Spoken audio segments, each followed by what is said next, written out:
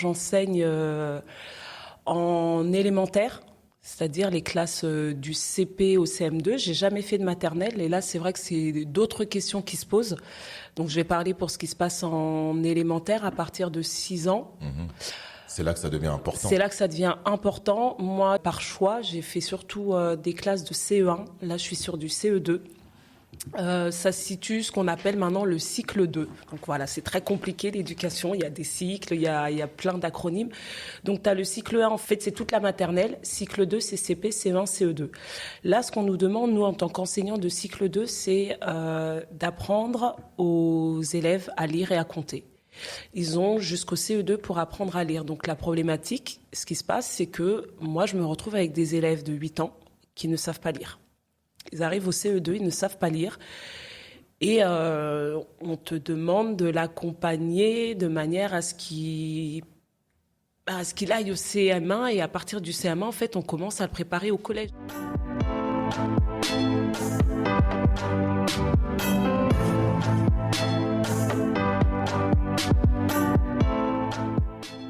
P, The Builder, c'est le podcast de la construction. Dans chaque épisode, Papou partage son état d'esprit et rencontre un ou plusieurs invités. On discute de différentes thématiques, sociales, économiques, culturelles.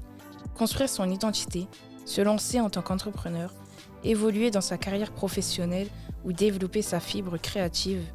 P, The Builder, c'est un podcast pour inspirer, dialoguer et surtout construire ensemble.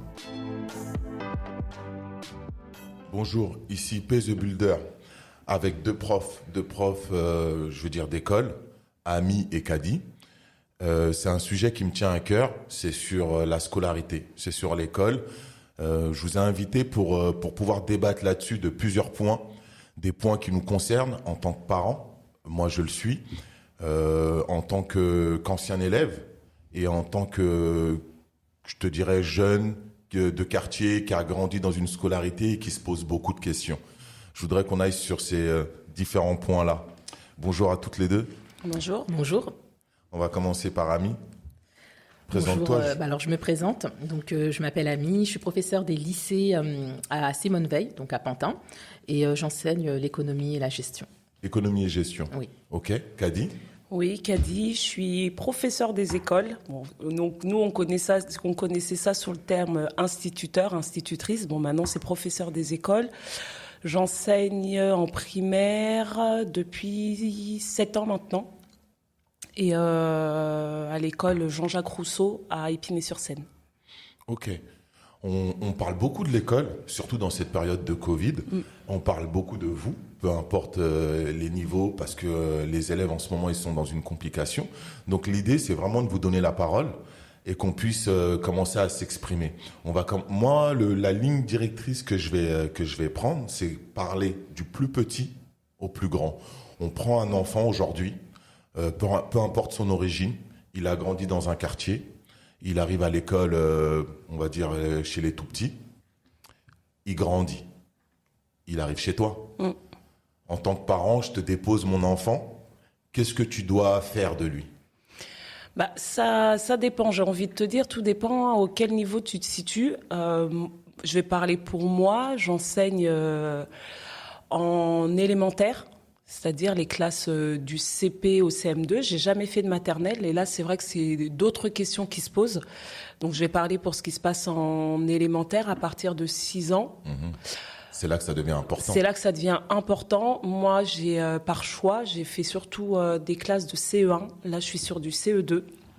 Ça se situe ce qu'on appelle maintenant le cycle 2. Donc voilà, c'est très compliqué l'éducation, il y a des cycles, il y a plein d'acronymes. Donc tu as le cycle 1 en fait de 3 ans à... En fait, c'est toute la maternelle. Cycle 2, c'est CP, CE1, CE2. Là, ce qu'on nous demande, nous, en tant qu'enseignants de cycle 2, c'est d'apprendre aux élèves à lire et à compter. Ils ont jusqu'au CE2 pour apprendre à lire. Donc la problématique, ce qui se passe, c'est que moi, je me retrouve avec des élèves de 8 ans qui ne savent pas lire. Ils arrivent au CE2, ils ne savent pas lire. Et on te demande de l'accompagner de manière à ce qu'il aille au CM1. Et à partir du CM1, en fait, on commence à le préparer au collège. Donc, C'est vraiment très compliqué. Faut qu'on restructure tout ça. Ouais. Déjà, tu as choisi, tu as dit. Ouais. Pourquoi tu as fait ce choix? En fait, quand tu arrives sur une école, déjà tu arrives sur l'école à la rentrée ou même un petit peu avant quand tu as ton poste au mois de juin, en réunion d'équipe, chacun peut choisir son niveau. Et moi, c'est vrai que je suis arrivée, j'ai commencé à Saint-Denis, je suis arrivée, il y avait de la place soit au CM1, soit au CE1, et j'ai voulu faire le CE1. Parce que par rapport à mon histoire, on abordera peut-être plus tard mon parcours professionnel et personnel, je voulais vraiment agir le plus tôt possible. Pratiquement, c'est voilà. Où ça démarre vraiment. Voilà, j'ai pas eu de poste en maternelle, donc en arrivant sur un cycle élémentaire, ce qu'on me proposait, qui se rapprochait plus de mes prétentions, c'était le CE1. Où, je veux pas que ce soit mal interprété le mot que je vais employer, mais où je trouve qu'ils sont assez malléables. On peut leur insuffler quelque chose, on peut avoir une portée sur ce qu'ils vont devenir. Et donc, j'ai fait le choix de faire du CE1. J'ai fait du CE1 pendant 2 ans. Après, j'ai eu la possibilité de faire un double niveau CP-CE1 pendant 2 ans aussi. J'ai ensuite changé d'école et là, j'ai demandé à avoir du CE2. En tout cas, c'est pas mal interprété. C'est même en tant que parent, c'est à cet âge-là qu'on agit le plus. Tu as aussi dit là où je vais pouvoir agir. J'aime bien ce mot. Tu avais une envie d'agir. Qu'est-ce qui t'anime? Le mot est important là. Il faut que je retrace un peu mon histoire. Parcours scolaire. Pas mon parcours scolaire, mais mon parcours professionnel et scolaire à la fois. Moi, j'ai une scolarité sans problème. J'ai suivi un peu le mouvement. Je suis allée à la fac parce que c'était bien d'aller à la fac. J'aimais l'anglais, donc j'ai fait des études de langue étrangère appliquée aux affaires et commerce. Je suis sortie avec ma maîtrise, je savais pas quoi faire. J'aimais l'anglais. À côté de ça, pour financer mes études, je bossais dans un collège en tant que pionne, que surveillante. Je me suis dit, je sors avec ma maîtrise, qu'est-ce que je vais faire? Je suis partie quelques mois en Angleterre. Et puis, pour des raisons de santé, j'ai dû revenir. Donc, j'avais mon bagage d'anglais. Je me suis dit, mais je peux pas bosser dans les affaires et commerce. Je suis pas faite pour ça. Je me suis dit, mais alors, pourquoi pas tenter le CAPES d'anglais? Parce que vraiment, l'anglais, c'est ça. Je me suis dit, je vais enseigner l'anglais. Je me suis préparée pendant 2 ans. Ça n'a pas fonctionné. Du coup, j'ai une de mes formatrices qui m'a motivée. Elle m'a dit, ton problème à toi, c'est le passage à l'oral. Parce qu'au concours, j'avais eu les écrits, mais j'avais pas eu l'épreuve orale. Je me plantais un petit peu. Elle m'a dit, je te conseille de faire une pause. Arrête avec le CAPES d'anglais, c'est-à-dire le concours pour être prof d'anglais, et va enseigner. On a la possibilité, effectivement, avec un certain niveau d'études, d'aller enseigner en tant que professeur contractuel. Et donc là, j'ai postulé. J'ai eu un poste dans un lycée à Sucy-en-Brie. J'y ai passé 3 ans, ce qui est rare. Je remplaçais en fait une enseignante qui était en congé longue maladie et tous les ans, j'étais renouvelée. J'ai passé vraiment 3 ans. Ça pouvait pas mieux se passer. J'avais vraiment une équipe qui m'a accueillie, même en étant contractuelle. On a souvent cette étiquette de dire on n'est pas un vrai enseignant. Il y avait une super équipe, des élèves dans un lycée à Sucy-en-Brie, aucun problème de discipline, où j'avais vraiment le sentiment d'enseigner, mais limite aucune interaction. C'était une classe, je faisais la classe, c'était un cours magistral. Je pouvais dérouler mon cours sans être interrompue, sans régler le moindre problème. Ça m'a plu, mais je me suis dit, je ne veux pas enseigner pour faire ça. J'ai fait quand même pendant 3 ans, 4 ans. Et au bout de 4 ans, je me suis posé la question, je me suis dit, mais en fait, les lycéens, tu n'as plus rien à leur apprendre. Ils ont déjà tout vu, tu as l'impression qu'ils ont déjà tout vu, qu'ils n'attendent plus rien de toi, ils viennent en cours, ils prennent ce que tu as à leur dire et ils repartent. Et tu n'as pas l'impression leur avoir apporté quelque chose. Moi, c'est l'expérience que j'ai eue. Je ne dis pas que ça se passe comme ça pour tous les enseignants. Mais moi, enseignant en l'anglais, je n'avais pas l'impression de leur apporter ce que je voulais apporter. Donc, je me suis posé la question et je me suis dit, je vais passer le concours, mais à ce moment-là, je me suis dit, passe le concours, le CRPE, professeur des écoles, pour enseigner aux plus petits. Et je l'ai passé, puis voilà comment je me suis retrouvée là en me disant, je m'étais aussi posé la question, c'est vrai que je ne sais pas comment le dire sans que ce soit de nouveau mal interprété. En bossant à Sucy avec des lycéens du 94 dans un lycée très favorisé, un quartier très favorisé, je me sentais pas à ma place. Ah. Je me sentais trop différente d'eux. Et en fait, ce qui m'a vraiment fait un électrochoc, c'est une expérience que j'ai eue, une très courte expérience dans un lycée à Pantin. Et je me demande si c'est pas le lycée dont Ami parlait. J'y ai passé quelques semaines. À la fin de ma mission sur Sucy, j'ai passé quelques semaines dans un lycée à Pantin où j'avais une classe de STMG. Dans cette classe, il y avait que des filles. Que des filles d'origine africaine. Elles avaient une mauvaise réputation. C'était la classe la plus terrible du lycée. Et ben, je suis arrivée. Elles m'ont vu arriver, Madame Koulibaly. Je donne mon nom, pardon, mais bon, ça ne me dérange pas. Elles m'ont vu arriver, moi, avec mon nom et puis mon physique. Elles se sont dit, elle est comme nous, elle nous ressemble. Et on a passé plus de temps à parler de mon parcours, de mes envies et elles aussi de leurs envies qu'enseigner. Et là, je me suis dit, il y a quelque chose à faire pour changer l'image que ces enfants peuvent avoir d'eux. Et donc voilà, ça m'a conduit un petit peu. C'est des rencontres comme ça qui m'ont conduit à changer. Il y a deux mots-clés. Ouais. Après, je présentais Ami. Mais l'endroit géographique. Ouais. Et qui tu es. Comment tu arrives. Tu dis, c'est ton physique, c'est ta façon de t'exprimer aussi, c'est peut-être le choix de tes mots. Mais qui tu es leur parlait. Donc chez toi, il y a de l'essence. T'as eu un déclic sur l'envie de partager avec des jeunes filles qui te ressemblaient peut-être au même âge, à la même période. On t'a dit que tu étais une fille sage, mais... Oui. C'est la même période. Mais voilà, des filles qui parlaient fort, qui en fait pensaient qu'elles se devaient de se comporter comme la société attendait qu'elles se comportent. Ouais. Vraiment. C'est le gros problème. Elles m'ont dit une phrase très forte. Elles m'ont dit, de toute façon, on n'arrête pas de dire de nous qu'on est des fatous, donc on se comporte comme des fatous. Et là, je leur ai dit, mais ça veut dire quoi pour vous? Vous comportez, être des fatous, vous comportez comme des fatous. Elle dit, c'est parce qu'on est renois, c'est leur terme. On parle fort, on fait des histoires à tout le monde. Je dis, mais est-ce que vous êtes vraiment comme ça? Elle dit, non, mais les gens pensent qu'on est comme ça, donc autant leur donner raison. C'est dingue. Et non, je suis pas restée suffisamment longtemps pour vraiment influer ou changer quelque chose, mais qui sait? Moi, ça m'a marqué. En tout cas, je sais elles m'ont marqué. Donc, des fois, c'est réciproque. Et toi, Ami, oui. D'où tu viens? Alors, d'où je viens de Noisy-le-Grand. Ok. Donc là, c'est la ville où je réside et je suis, donc, comme je l'ai dit tout à l'heure, professeur au lycée Simone Veil à Pantin. Pour ce qui est de mon parcours, donc j'imagine que c'est ce que... Oui, d'où tu viens, ton parcours. Comment avant d'être prof, comment tu y arrives, quoi? Alors, moi, j'ai un parcours, on va dire, assez atypique, puisque je viens pas du tout du monde de l'éducation nationale. Avant de rentrer dans l'éducation nationale, j'ai travaillé pendant un certain nombre d'années en tant qu'ingénieur commercial dans le secteur de l'informatique et des nouvelles technologies. Et il y a eu ce fameux jour où je me suis dit, mais en fait, à quoi je sers? Quelle est ma mission, entre guillemets? Je trouvais en fait que je ne servais pas à grand-chose, si ce n'était qu'à apporter du chiffre d'affaires à mon employeur et puis finalement, derrière, avoir mon salaire. Et je me suis dit qu'il fallait que je change du tout au tout. Donc, je me suis vraiment posée, je me suis posé la question de ce que je pouvais faire, de ce qui m'animait, de ce qui pouvait m'intéresser. Et j'en suis rapidement venue donc à l'éducation.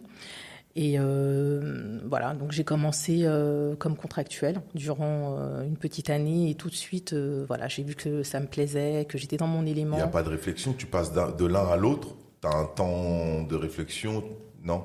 Si, j'ai un temps de réflexion parce que, disons que entre le moment où j'ai démissionné de mon poste d'ingénieur commercial et le moment où je suis rentrée de manière effective dans l'éducation nationale, il a dû se passer facilement 2 ans. Okay. Voilà, donc vraiment, il y le temps a de eu tout un travail projet. de... Voilà, j'ai essayé de faire un petit peu d'entrepreneuriat entre-temps. C'est vraiment une période où voilà, je me suis posée, je me suis remise en question et je me suis dit, j'ai pas envie de subir ma vie, j'ai envie de faire quelque chose qui me plaît. J'ai envie de me lever le matin, d'être contente de me lever le matin et de faire quelque chose qui m'anime. Et voilà, j'en suis venue en fait à l'éducation nationale, donc contractuelle pendant 1 an. Et très rapidement, je vois que ça me plaît et je passe le concours dans la foulée et je suis titularisée. Et puis je démarre à Pantin en tant que stagiaire. Et jusqu'à présent, en fait, j'y suis toujours. Ah, t'as pas encore changé J'ai pas changé d'établissement. J'ai pas changé d'établissement, bien que lorsqu'on m'a affectée à Pantin en tant que stagiaire, j'étais pas très contente parce que c'était une zone d'éducation violence, comme ils la nomment. Et puis voilà, j'avais tous mes a priori et plein de questions par rapport En tant que banlieusard qui vient d'une banlieue avec beaucoup d'a priori, tu as des a priori sur une autre banlieue. Tout à fait. C'est bien ça. Des a priori que me renvoie finalement en fait la société, les journaux, les médias, etc. quoi. Toi-même, ta scolarité était comment ? J'ai une scolarité tout à fait normale en fait, sans difficulté. J'ai fait des études universitaires et ensuite donc j'ai commencé à travailler tout de suite après l'obtention de mon DUT et ensuite j'ai repris mes études, j'ai fait une école de commerce et puis voilà quoi. Donc j'ai pas eu une scolarité difficile et j'aimais beaucoup l'école. Voilà, j'ai toujours été poussée aussi par mes parents sur cet aspect-là, de toujours bien travailler, d'être studieux, pour ne pas finalement avoir le parcours difficile qu'ils ont eu, même s'ils peuvent être très fiers en fait de ce qu'ils ont accompli, mais on sent que dans le message en tout cas qu'ils m'ont transmis et qui fait qu'aujourd'hui peut-être j'en suis là, comment dirais-je, en tout cas ils avaient cette volonté que leurs enfants réussissent, se surpassent et ne souffrent pas peut-être comme eux ont souffert. Ça fait combien de temps t'es prof aujourd'hui ? C'est ma 7e année. 7e année, ouais. Et toi Kadi ?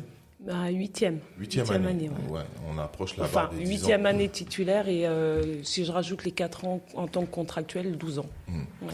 Par rapport à ce que tu as dit sur les parents, c'est tout à fait normal. Ils ont un parcours, d'immigrants ou de réfugiés politiques pour certains d'entre eux. Ils sont venus à une époque où il fallait raser les murs. Quand même, c'est l'image, mais on n'est pas loin. Pour ceux qui sont venus dans les années 70, 60, ils sont pas très loin de ça. Et donc, ils ont confiance en la République. Ils ont eu confiance en l'école. Le défaut de ça, pour moi, c'est d'avoir eu confiance à 100%.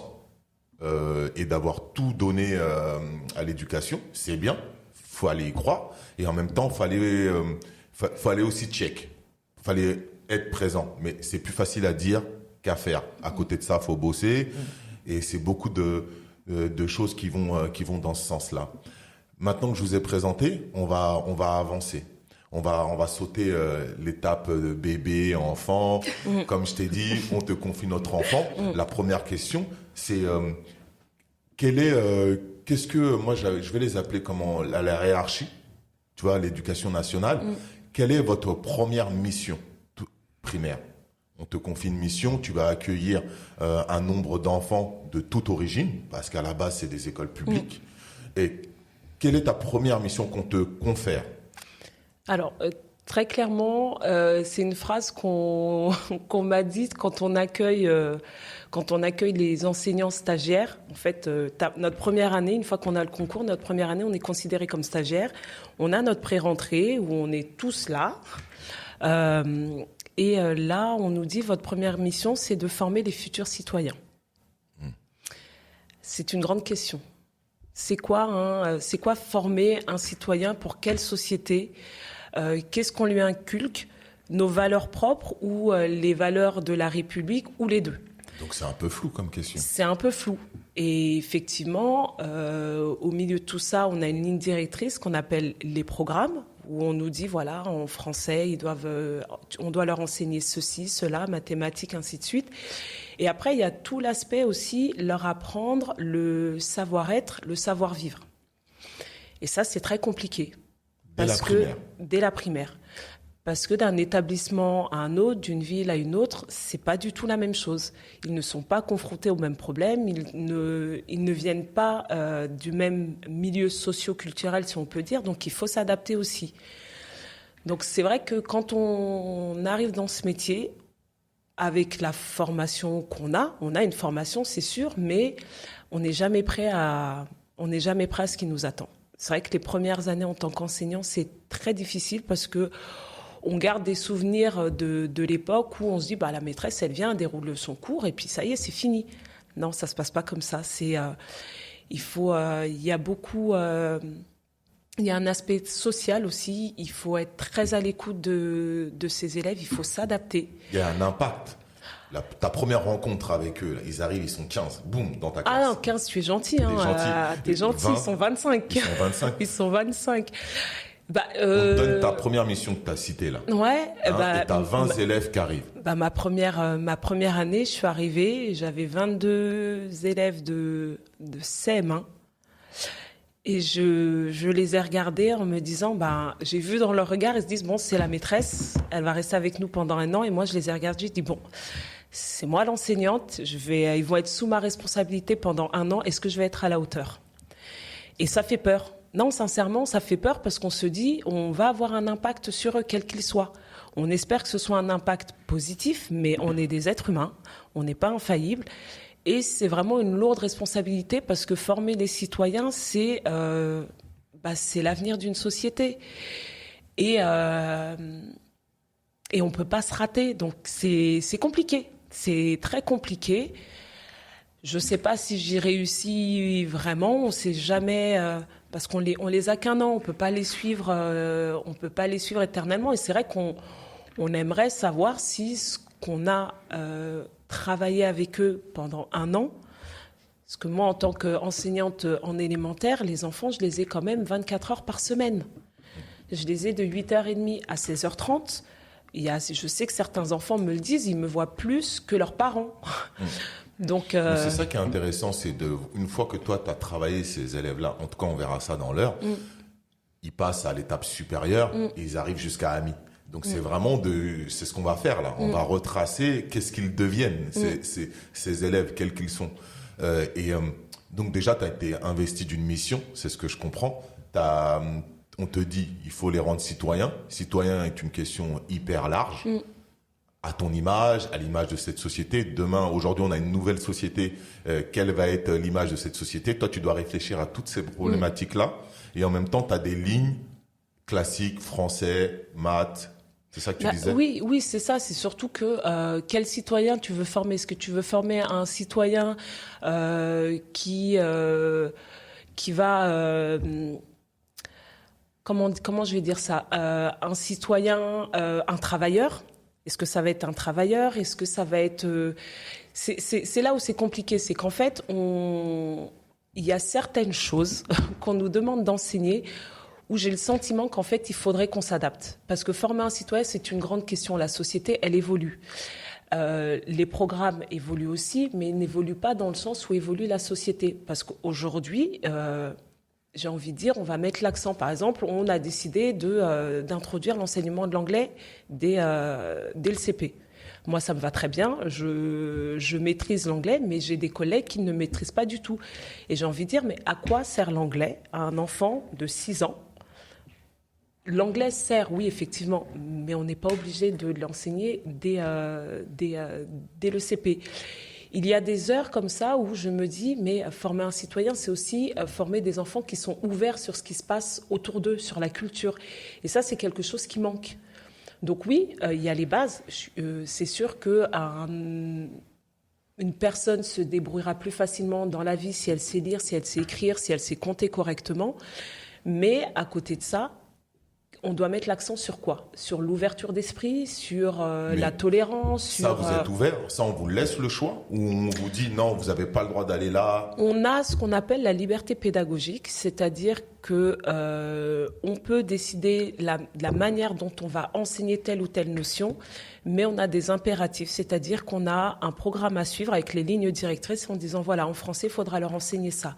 On a aussi le nombre d'heures alloué à chaque enseignement nous est détaillé. Par exemple, je sais que je dois faire, à mon niveau, 9 heures de français par semaine, 10 heures de mathématiques par semaine, 2 heures de sport, 1 heure et demie d'anglais, et ainsi de suite. Donc, pour rester dans les clous, pour avoir une chance de boucler le programme. Et on nous dit, voilà, à la fin de l'année, il faut qu'ils aient vu tout ça. Une chance de boucler le programme. Une chance de boucler, voilà, ça c'est une grande question. Et toi, Ami, Oui. Qu'est-ce qu'on te dit, toi? On te dit la même chose, il faut les rendre citoyens. Alors Quel est effectivement, l'impact? oui, la question de la citoyenneté, effectivement, elle est très présente puisque là, pour le coup, moi, je suis sur un public de lycéens, donc de jeunes qui ont entre 14 jusqu'à 20 ans pour certains. Et alors moi, j'enseigne en lycée professionnel, donc on a aussi cette question d'une mission qui serait en tout cas d'accompagner le jeune, l'étudiant, l'élève dans l'élaboration de son projet de formation professionnelle. Donc pour finalement former un futur travailleur ou pour les meilleurs de nos élèves, les accompagner dans la poursuite d'études aussi, puisque avant, autrefois, donc le bac professionnel était vraiment destiné à l'insertion professionnelle. Et aujourd'hui, on a quand même facilement la moitié de nos élèves, donc on a 60 à 70% de nos élèves qui manifestent en tout cas une volonté de vouloir poursuivre leurs études supérieures après un bac professionnel. Ok.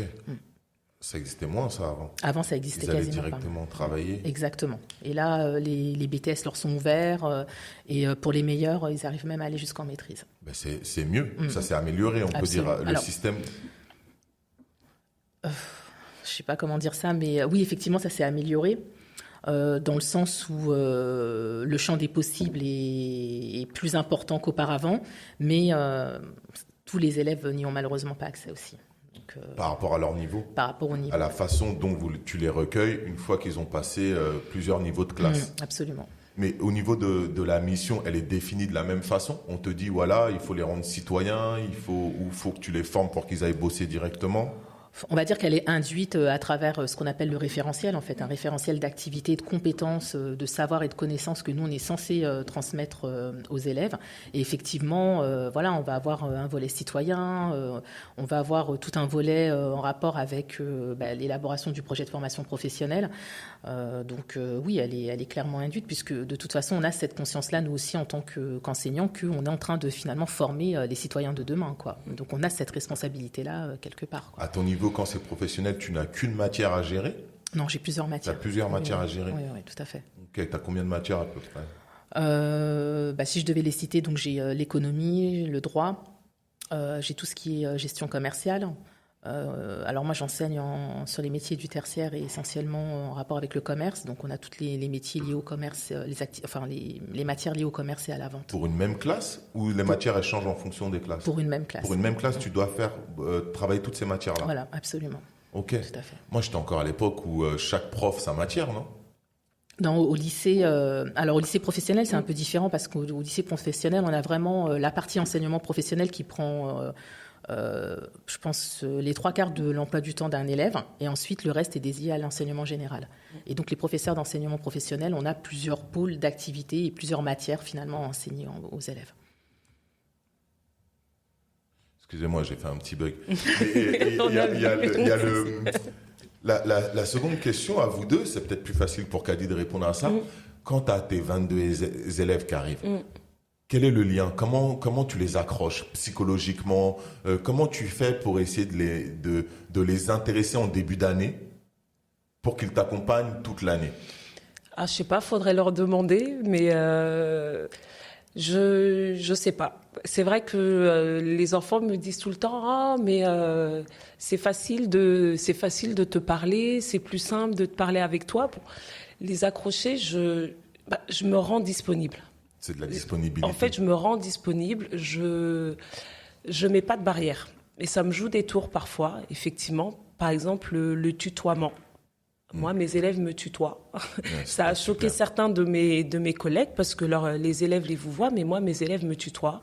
Mes élèves connaissent mon prénom. Dès le premier jour, je me présente avec mon prénom, mon nom de famille. Alors que les autres enseignants... Enfin, moi, c'est par rapport à mes souvenirs que j'ai de ma scolarité. Moi, je connaissais mes enseignantes par leur prénom, c'est tout. Je ne connaissais pas leur nom de famille. J'étais dans une école où on était dans la classe de Christine, dans la classe de Dominique. On connaissait pas leur nom de famille. T'as eu de la chance, toi. Non, mais oui, vraiment. Et puis, ça m'a construite aussi. Je pense que ce qui fait de moi l'enseignante que je suis, c'est les souvenirs que j'ai de ma scolarité à moi. Donc, je pense que c'est le fait de me rendre disponible, d'être à leur écoute, d'être bienveillante. C'est un mot qu'on entend souvent dans notre profession. Et de les accepter tels qu'ils sont. Ok. C'est pas évident. Après, je pense aussi que je bénéficie aussi du fait que je leur ressemble. Parce qu'une élève je le dis parce qu'une élève me l'a fait remarquer. Elle m'a dit, c'est plus facile de te parler à toi parce que tu es comme moi. Je lui dis, mais comment ça, je suis comme toi? Et là, elle a touché ma main et pour me montrer la couleur de peau. Je lui dis, ah bon? Elle me dit oui. Et c'est vrai qu'il y a ce rapport-là. Enfin, j'ai enseigné à Saint-Denis pendant 4 ans. Là, je suis à Épinay, dans des quartiers, si on peut dire, populaires, avec une forte population africaine, maghrébine. Et effectivement, le fait de voir, je pense, un enseignant qui leur ressemble, ils se sentent plus à l'aise et peut-être plus en confiance. À 8-12 ans, ils ont déjà ce rapport-là avec la couleur. Voilà, avec, moi, au lieu de, quand j'en parle autour de moi, dire ça devrait te faire plaisir, te rendre heureux, je dis non, dans un sens, oui, parce que j'en profite et eux en profitent, mais je trouve ça triste comme constat. Triste, parce qu'ils devraient être en confiance avec n'importe quel type de prof. Je trouve ça triste comme constat parce que je me dis, si c'était pas moi, si c'était une autre, je sais pas, je vais prendre le gros cliché, une blonde aux yeux bleus, ça veut dire qu'ils ne se sentiraient pas à l'aise et qu'il n'aurait peut-être pas la même scolarité qu'il a avec moi. Donc, la seule chance, c'est d'avoir une prof blonde qui est psychologiquement comprenne et essaye de s'intéresser à eux. C'est ça, c'est que je me rends compte qu'en fait, un enfant, dès le plus jeune âge, déjà, il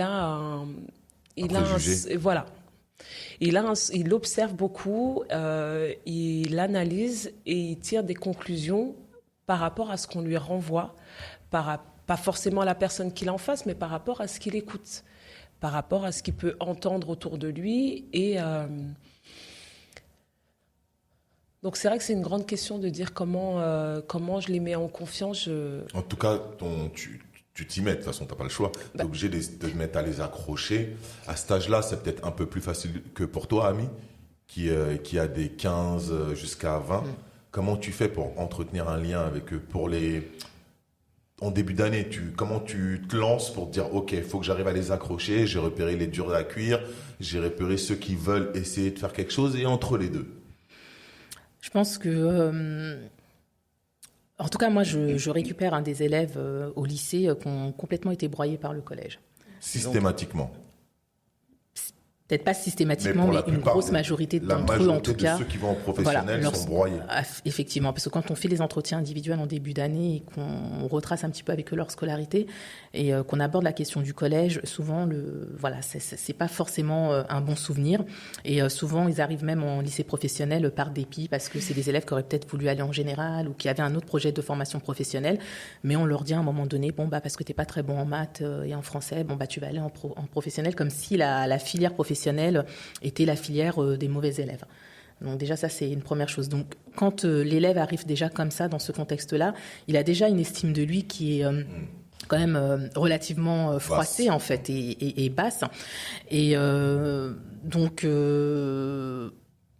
moi, mes élèves, en fait, finalement, je les prends tels qu'ils sont et on est dans une relation de respect mutuelle les uns envers les autres et l'ouverture et la bienveillance, c'est-à-dire qu'ils savent que s'ils ont un souci, ils peuvent venir vers moi. On crée par exemple un groupe WhatsApp avec la classe où je communique énormément en fait avec mes élèves. Moi, je pense que classe, t'as un groupe par classe. Ouais, par classe ça avec fait beaucoup de boulot. Hein. En fait, moi, je fais pas énormément de classes parce que comme je suis en enseignement professionnel, j'ai 3 classes. Donc, tu as 3 groupes. 3 classes. Et avec qui 3 groupes WhatsApp avec qui j'interagis de manière régulière. Déjà, ça crée une cohésion de groupe avec la classe. Ça vient de ton fait ou c'est l'établissement qui te demande? Non, du tout. C'est moi, ça vient de mon fait. Okay. Ça, c'est quelque chose. D'ailleurs, même WhatsApp, je crois que c'est pas très, très, comment dirais-je, académique, entre guillemets. Donc, par rapport à la question des données, etc.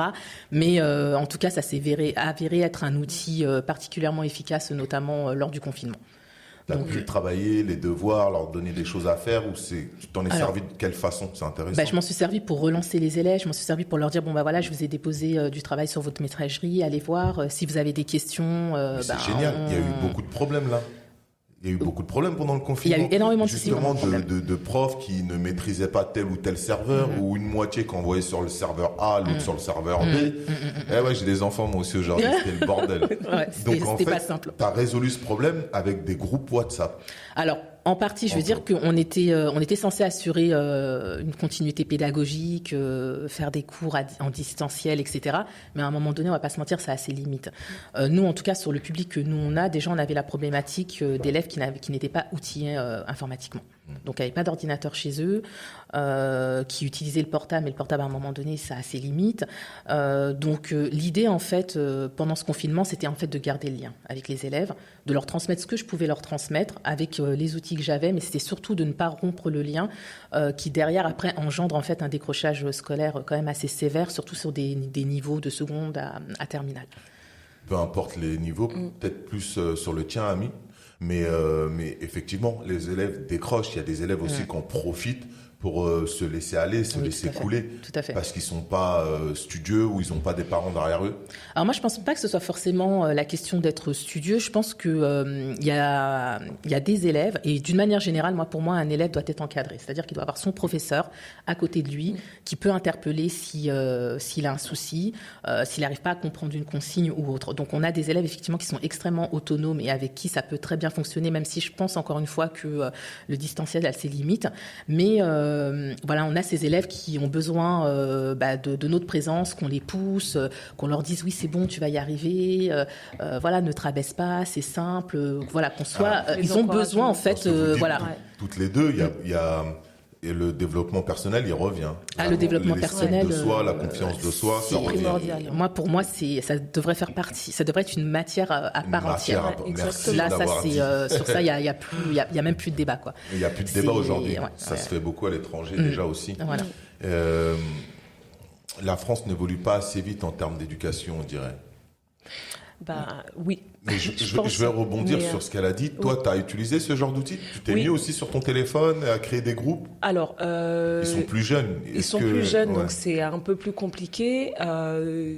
Donc on avait accès, c'est vrai, pendant le confinement, à une plateforme via le CNED, la possibilité d'ouvrir ce qu'ils appellent une classe virtuelle.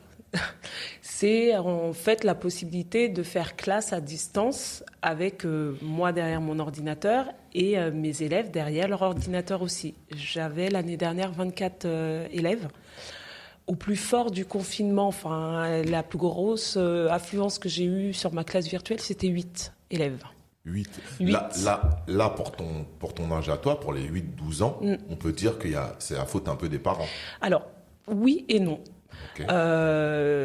Parce que comme le dit Ami, le public qu'on a, les parents sont pas forcément outillés.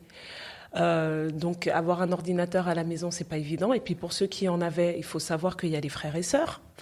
Donc l'ordinateur, si chacun doit l'utiliser à son tour, il manquait plus que... Moi, je sais que pour certains, je faisais la classe virtuelle à la même heure que d'autres enseignants. On a dû se mettre d'accord, comme c'était le même groupe scolaire, on a dû se mettre d'accord pour dire, alors je décale d'une demi-heure et puis toi, tu... Il y avait d'autres problèmes en arrière d'agenda entre vous déjà pour vous organiser. C'est ça, moi j'ai une de mes élèves, ils étaient 4 à la maison et puis les 4 avaient besoin de l'ordinateur. Donc comment on s'organise?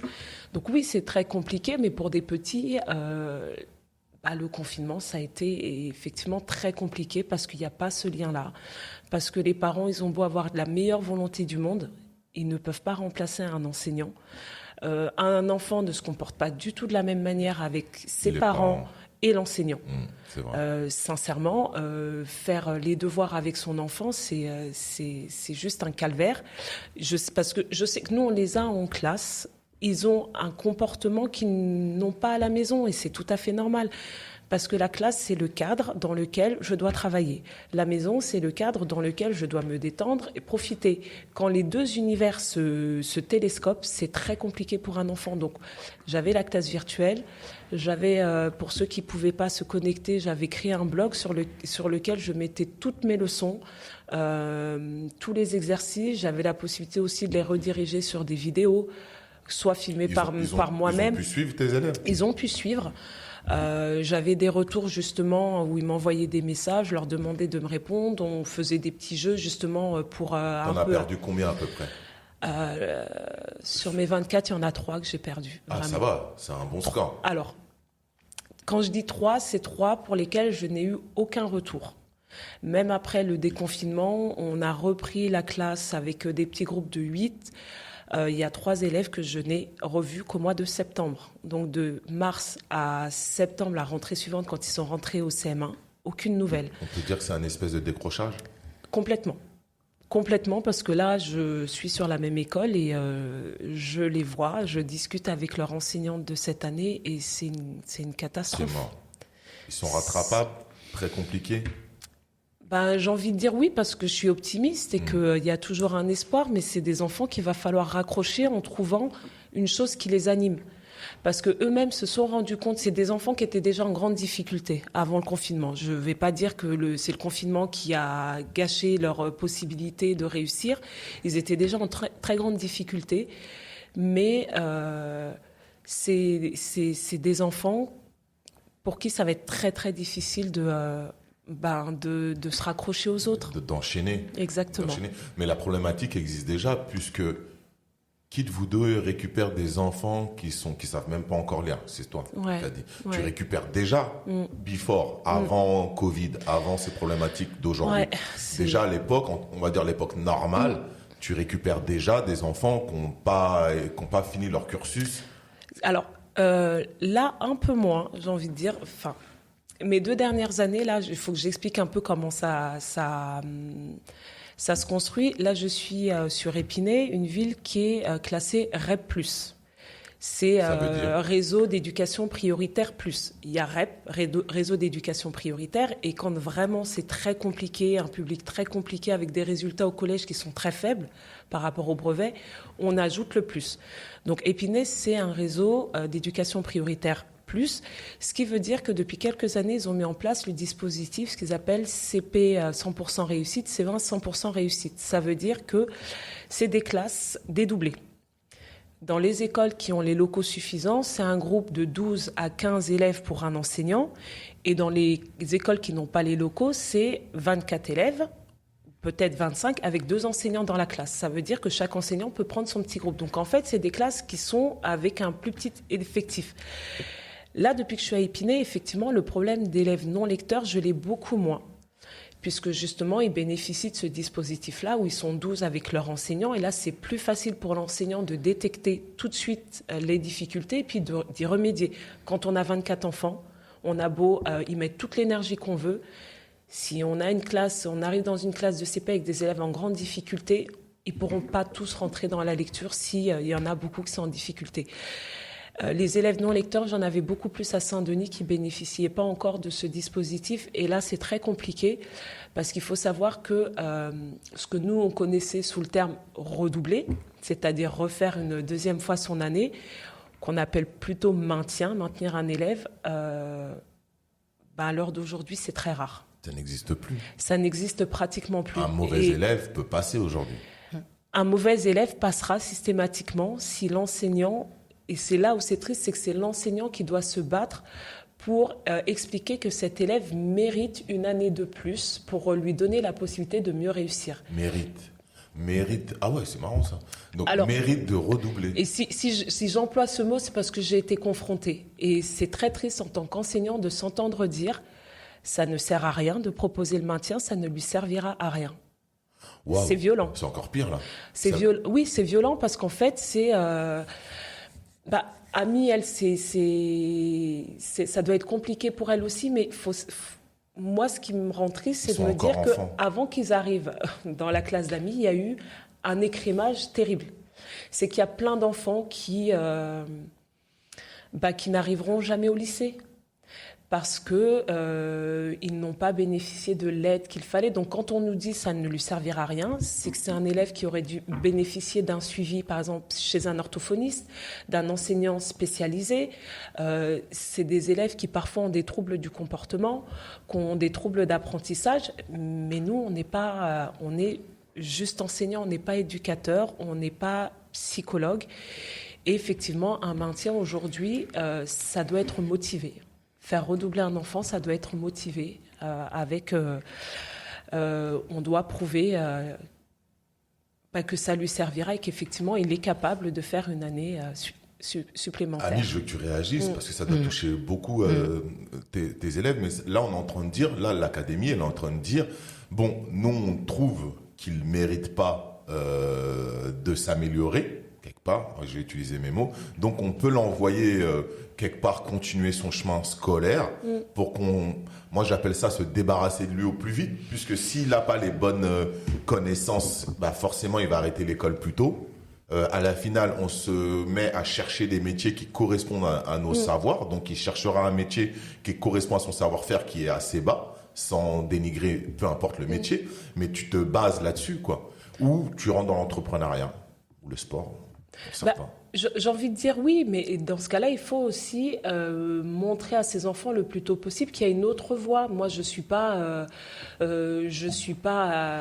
vraiment le porte-drapeau de l'enseignement général. Il y a des enfants qui ne sont pas faits pour l'enseignement général. Et alors, où est le problème? Ouais, mais il faut leur montrer. Ça, c'est le débat faut leur montrer très tôt. Faut leur montrer très tôt qu'il y a une autre voie. Il n'y a pas que la voie de l'excellence. On ne peut pas tous faire des études supérieures, mais au moins leur donner la chance à ces enfants de choisir. Moi, en fait, c'est ce que je dis aux enfants très tôt. Mais à cet âge-là, on a du mal à choisir. Mais c'est ce que je leur dis. Je leur dis, vous êtes encore un peu petit, donc là, vous avez pas le choix. Je vous donne pas le choix d'aimer l'école ou pas aimer l'école. Vous n'avez pas le choix. Vous êtes à un âge où vous devez être à l'école. Vous êtes là pour apprendre des choses, pour vous construire aussi plus tard, avoir le luxe de choisir ce que vous voulez faire. Il n'y a rien de pire que de se voir imposer quelque chose par une personne qui ne nous connaît pas. Et je pense que c'est ça la priorité, c'est de pouvoir choisir. Donc comme Ami le disait, elle se retrouve avec des élèves qui, pour la plupart, pour certains, une minorité, ont choisi d'être là. Et c'est, je pense, tu démentiras si je me trompe, je pense que c'est eux qui réussissent le mieux parce qu'ils ont choisi d'être là. Reprends. Oui, absolument, tout à fait. Et en fait, moi, ce que j'ai envie de dire, c'est vraiment deux choses. C'est que vraiment le système éducatif français est vraiment très, très inégalitaire. C'est un système qui va creuser les inégalités et qui va enfoncer davantage les publics les plus fragiles, les publics les plus vulnérables. Ça, c'est la première chose. Et attends, rentre dedans encore. Je creuse. Juste ne serait-ce que cette question de ne pas autoriser le redoublement en fait à un enfant. Donc à quel moment, sur la base de notes, on peut décider qu'un enfant n'a pas cette que le redoublement ne lui servira à rien? Ça fait combien de temps que ça? Moi, je suis quarantenaire. Moi, je suis de la génération. Je peux pas te dire parce que moi, je me le suis pris en pleine face, si je peux le dire ça comme ça, il y a 3 ans. Il y a 3 ans déjà. Quand j'ai proposé le maintien pour un de mes élèves, et on m'a dit, tu peux toujours le proposer, mais ce sera pas accepté. Je dis, par les parents? Elle me dit, non. Elle me dit, par l'inspection. Je dis, mais les parents sont d'accord. Depuis le début de l'année, je travaille avec eux. C'est un enfant qui a besoin d'avoir un suivi, qu'on monte un dossier à MDPH, c'est la maison du handicap. Et il y avait besoin de cette année de plus pour justement que cet enfant puisse bénéficier d'une auxiliaire de vie scolaire. Ils l'ont complètement éjecté. Et en fait, le maintien a été refusé. Et je l'ai appris malheureusement trop tard. Je ne sais pas si ça a été fait exprès, je laisse le bénéfice du doute. Mais je l'ai appris trop tard et je n'ai pas pu faire de recours. J'aurais pu faire un recours quand même. Mais je n'ai pas eu la possibilité de le faire parce qu'on ne m'a pas annoncé suffisamment tôt que le maintien avait été... Et moi, j'étais arrivée avec mes souvenirs d'enfance où, effectivement, quand un redoublement était refusé, c'est parce que les parents ne voulaient pas. Parce que le dernier mot est aux parents. On va revenir sur les parents. Mais Ami, finis ton trou là dans lequel tu creuses le l'éducation. Trou dans lequel je creuse, en fait, c'est juste de dire que moi, j'ai vraiment le sentiment que c'est un système qui fonctionne un petit peu à l'envers. C'est-à-dire qu'avec des enfants, les enfants qu'on a aujourd'hui, en fait, sont très rapidement confrontés à la réalité du monde avec une surcharge d'informations qui arrive de par les réseaux, de par la télé, de par leur vie tout simplement au quotidien. Et le système scolaire, en tout cas tel qu'il est pensé aujourd'hui, et c'est pour ça que, d'ailleurs, la France, elle est épinglée sur ce côté inégalitaire du système français et que ça fonctionne pas et ça fonctionne plus. Épinglée où? Au niveau, je crois que c'est au niveau de l'Union européenne, il y a eu des dossiers, enfin tous les ans, et en fait il y a un rapport, les études PISA, qui classent en fait les pays. Et on est les combien? niveaux. Je crois que nous on est loin. J'ai Je crois pas qu'on n'est pas retenu, 12, mais 12e. On n'est pas dans les 5 premiers. Non, du tout. Ah non. On fait partie Pour la grande nation de la France. en Europe du système scolaire les plus inégalitaires d'Europe. Ça c'est un fait, c'est formalisé. Oui, Wow. Absolument. Mais ça s'explique, parce que je sais pas si je prends par exemple un pays comme l'Allemagne où le matin les enfants vont travailler ce qu'on appelle le tronc commun français, mathématiques, les matières d'enseignement général classique, et que l'après-midi va être dédié au sport, aux activités culturelles, aux activités ludiques. Ça c'est essentiel en fait, parce que finalement c'est là qu'on arrive en fait à développer le potentiel en fait d'un enfant. C'est-à-dire que nous aujourd'hui dans le système français, et je dis pourquoi ça fonctionne à l'envers, c'est que on est là, l'enfant est assis pendant 8 heures sur sa chaise, et il avale un tas d'informations, il ingurgite, et à aucun moment en fait il peut révéler en fait son potentiel, il peut exprimer le désir de vouloir faire une activité qui lui plaît vraiment et dans laquelle en fait il va exceller. Et finalement, quand on dit construire un citoyen ou construire un futur travailleur de demain, qu'est-ce qui est important finalement? L'important, en fait, finalement, c'est de pouvoir faire ce que tu aimes, en fait, et de pouvoir exceller dans ce que tu aimes. Et forcément, forcément, dans ta passion, tu vas réussir. Forcément, dans ta passion, tu réussiras si on te pousse et qu'on te montre la voie pour y arriver. Sauf que on a un système. On les bride, on les crée. On crée des cases, des petites cases, des petites briques qu'on met une à une pour former un grand ensemble. Exactement. Mais on permet pas à ces gens-là d'exprimer leur potentiel. Exactement. Et ça, c'est un problème géographique en fonction d'où tu es scolarisé. Ou c'est un problème plus général qui concerne toute l'éducation? Moi, je pense que c'est un problème plus général qui concerne toute l'éducation, mais il y a des enfants en fait qui sont préscolaires, donc avec qui ça va très bien fonctionner, qui vont s'en sortir comme ça. Mais pour ces enfants-là, il y a l'intelligence scolaire et l'intelligence, je sais pas comment on l'appelle la deuxième. Selon, en fait, effectivement. Humaine. C'est ça, selon ta forme d'intelligence, en fait, le système tel qu'il est proposé là aujourd'hui ne peut pas fonctionner chez certains enfants, et c'est ce qui explique en fait les échecs scolaires auxquels on est confronté. Donc ça ne veut pas dire que ces enfants sont mauvais, ça veut dire que juste qu'on n'a pas été chercher le potentiel qu'il y avait chez cet enfant pour pouvoir lui permettre justement de réussir. Et c'est ça en fait qui est dramatique, et c'est ça qui est vraiment inégalitaire, quoi. Voilà. Hyper intéressant. Ça me ramène à une autre question. Vous sentez des changements là-dessus? Au niveau des programmes qu'on va vous préparer ou que vous proposez? Alors moi, honnêtement, en lycée professionnel, on sent une volonté, en tout cas, d'intégrer tout ce qu'on appelle les compétences comportementales. C'est-à-dire qu'avant, ça n'existait pas du tout. Donc, compétences comportementales, ça va être ton esprit de créativité, ça va être ton esprit d'ouverture, voilà. Et ça, en fait, aujourd'hui, on nous demande, en tout cas en lycée professionnel, de travailler en projet et de faire des projets avec les élèves. Et c'est vrai que quand on monte des projets avec des élèves, ils se révèlent. Ils se révèlent assez souvent. Sur 10 élèves. Moi, sur tous les projets que j'ai faits avec mes élèves, honnêtement, enfin, je ne vais pas dire, j'en ai pas fait non plus des milliards, je ne vais pas exagérer non plus, mais en tout cas, le peu de projets que j'ai pu faire avec mes élèves, j'ai vu des élèves renfermés, timides, prendre leur place en fait dans le projet, s'affirmer, montrer ce qu'ils ne montrent pas en fait en classe. Et c'est quand même, dans ce sens-là, assez intéressant. Une victoire. Mais c'est alors une victoire entre guillemets parce que tout le monde aussi n'a pas cette compétence-là à pouvoir travailler en projet. Moi, j'ai cette facilité-là parce que je viens du monde de l'entreprise.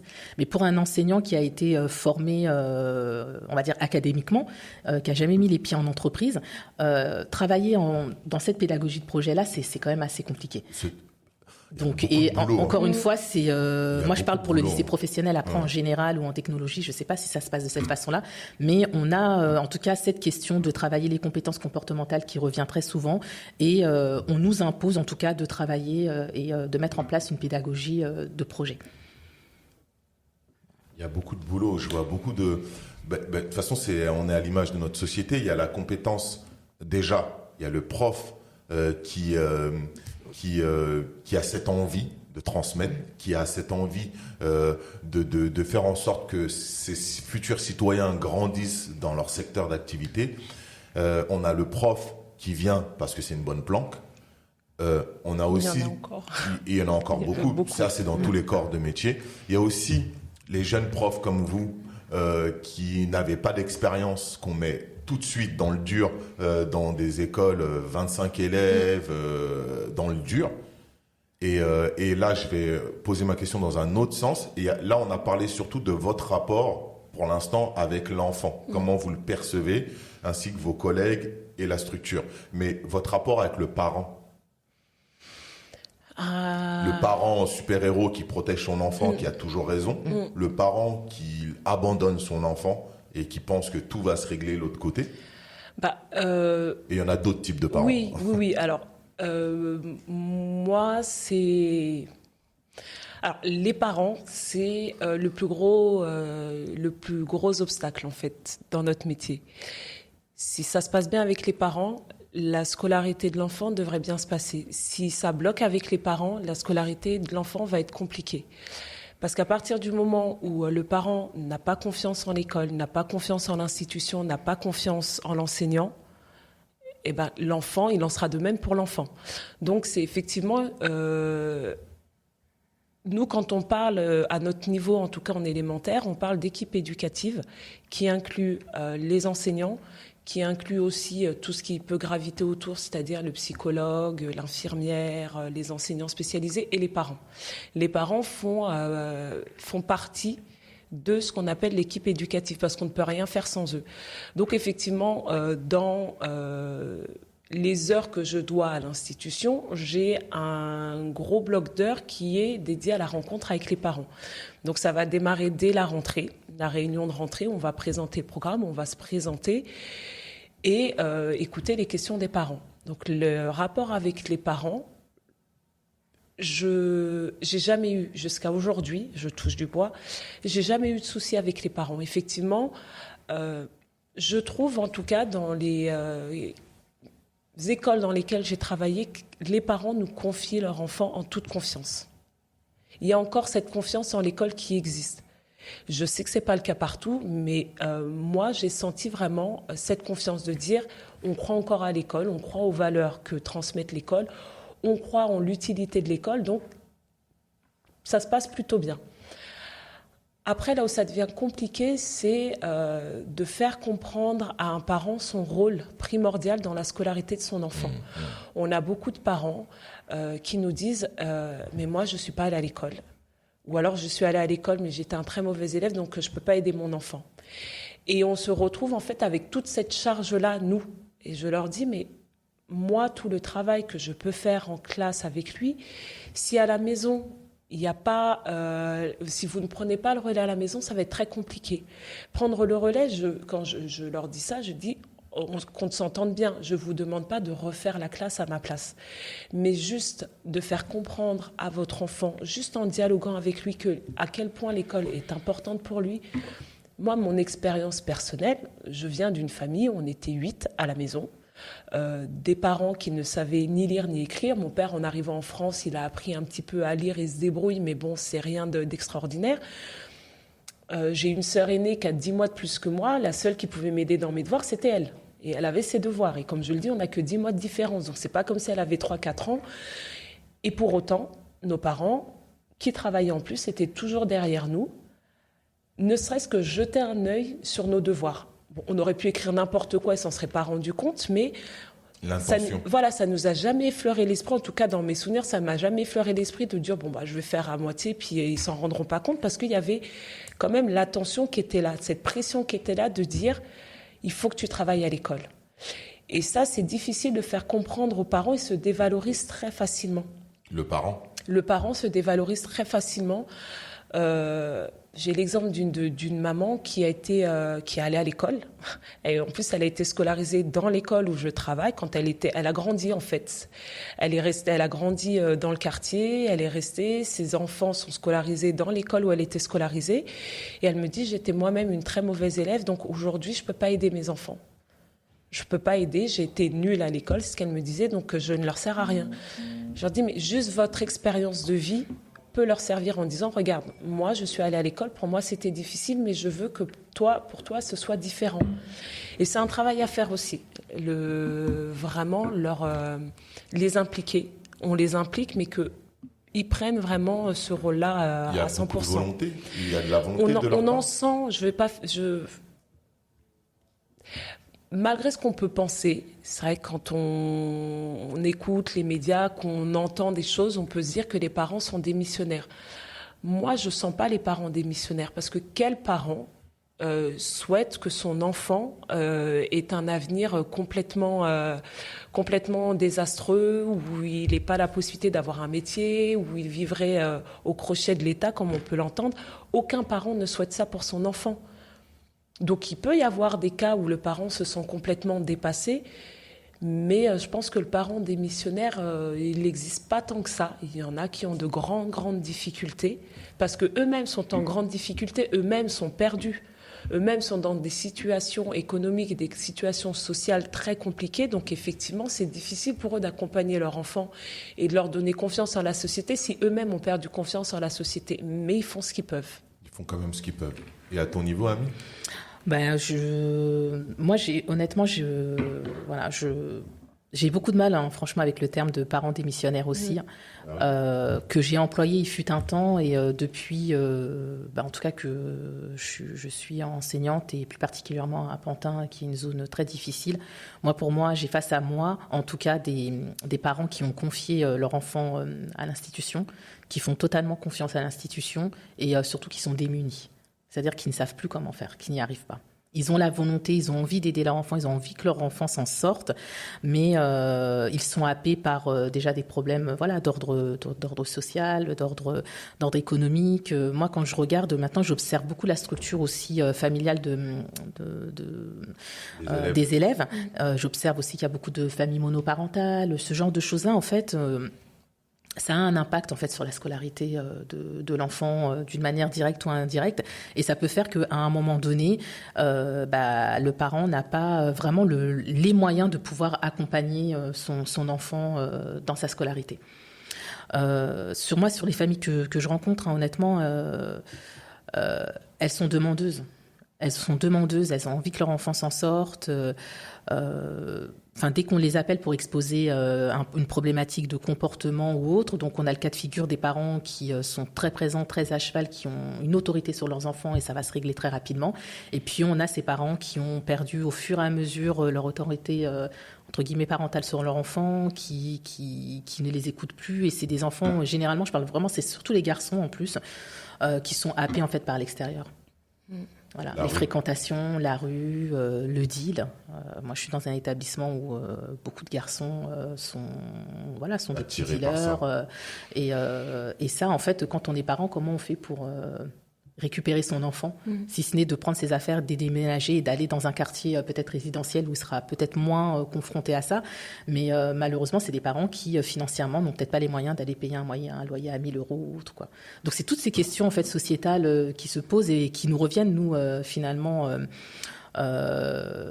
auquel on est confronté directement. Et souvent, je dis que le reflet, en tout cas moi, des élèves que j'ai aujourd'hui à Pantin, c'est vraiment le reflet de la société, d'une société qui va mal, d'une société inégalitaire, d'une société où les gens souffrent et où il y a énormément de problèmes d'ordre sociaux qui se répercutent directement sur la scolarité des enfants, sans vouloir tomber dans de la victimisation ou quoi que ce soit, parce qu'on a des élèves qui réussissent très très bien, qui s'en sortent bien, mais on a aussi une réalité qui est celle qu'elle est. Et pour moi, voilà, je dirais parents démunis, mais pas démissionnaires. Pas démissionnaires. Non, pas démissionnaires. Important. Et quand ils vous le confient, c'est quoi la sensation qu'ils vous les confient à vous ou qu'ils confient vraiment à l'académie ? Moi, j'ai le sentiment que parfois ils nous le confient à nous. C'est-à-dire, ça va être, Madame Traoré, il faut que vous m'aidiez. Je ne sais pas comment faire. Voilà.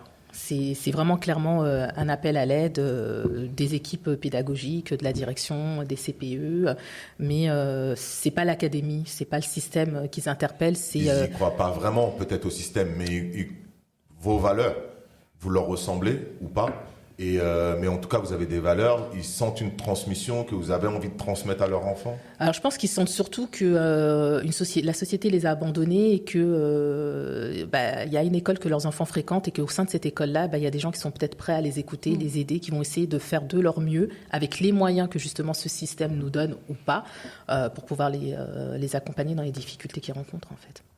Cathy, tu ressens la même chose? La même chose, c'est vrai que c'est vraiment, on sent que c'est très personnel. C'est vraiment un rapport très personnel. Ils confient leur enfant à un enseignant et pas à l'institution. Ils ont confiance en cette institution, mais ils savent que face à eux, ils ont un enseignant et que cet enseignant peut avoir une très très grande importance, une grande influence sur l'avenir de leur enfant, pour le meilleur, mais aussi pour le pire. Donc c'est à double tranchant. C'est vrai que c'est une lourde responsabilité, malgré tout. Et votre rapport qui gravite, qui est toujours présent, c'est l'académie. Quel rapport vous avez avec eux? C'est un rapport administratif, vous les voyez jamais, ou c'est un rapport où il y a quand même vous sentez qu'ils essayent, mais ils peuvent pas parce que la structure ou la société le permet pas, ou vous sentez que c'est que les choses sont comme ça et il va falloir vous démerder? Alors, c'est des questions à ma façon. Non, c'est pas ça. C'est que c'est très compliqué de prendre du recul par rapport à mon expérience professionnelle, parce que j'ai eu j'ai pas toujours eu de bons. Donne-nous un exemple. Alors, tout d'abord, moi, il faut savoir que quand on travaille dans une école maternelle ou élémentaire, on a souvent l'impression que notre supérieur direct, c'est le directeur ou la directrice d'école. Non, notre supérieur hiérarchique, c'est l'inspecteur de la circonscription, c'est-à-dire l'inspecteur de la ville.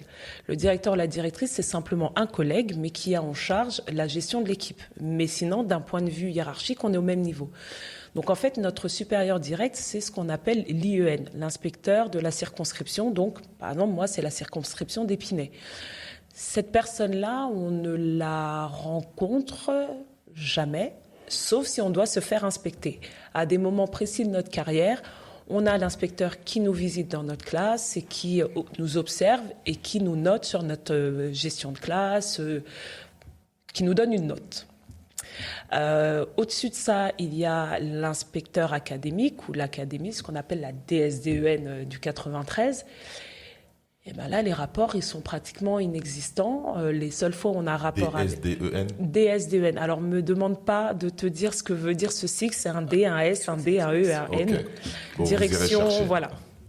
Où il y a plusieurs services. On va pouvoir avoir affaire à notre gestionnaire. C'est elle qui gère notre dossier, notre carrière, notre salaire. Et puis, il y a le directeur académique qui chapeaute tout ça là-haut. Et lui, en général, on a très rarement affaire à lui. Les rapports hiérarchiques, c'est là où c'est délicat.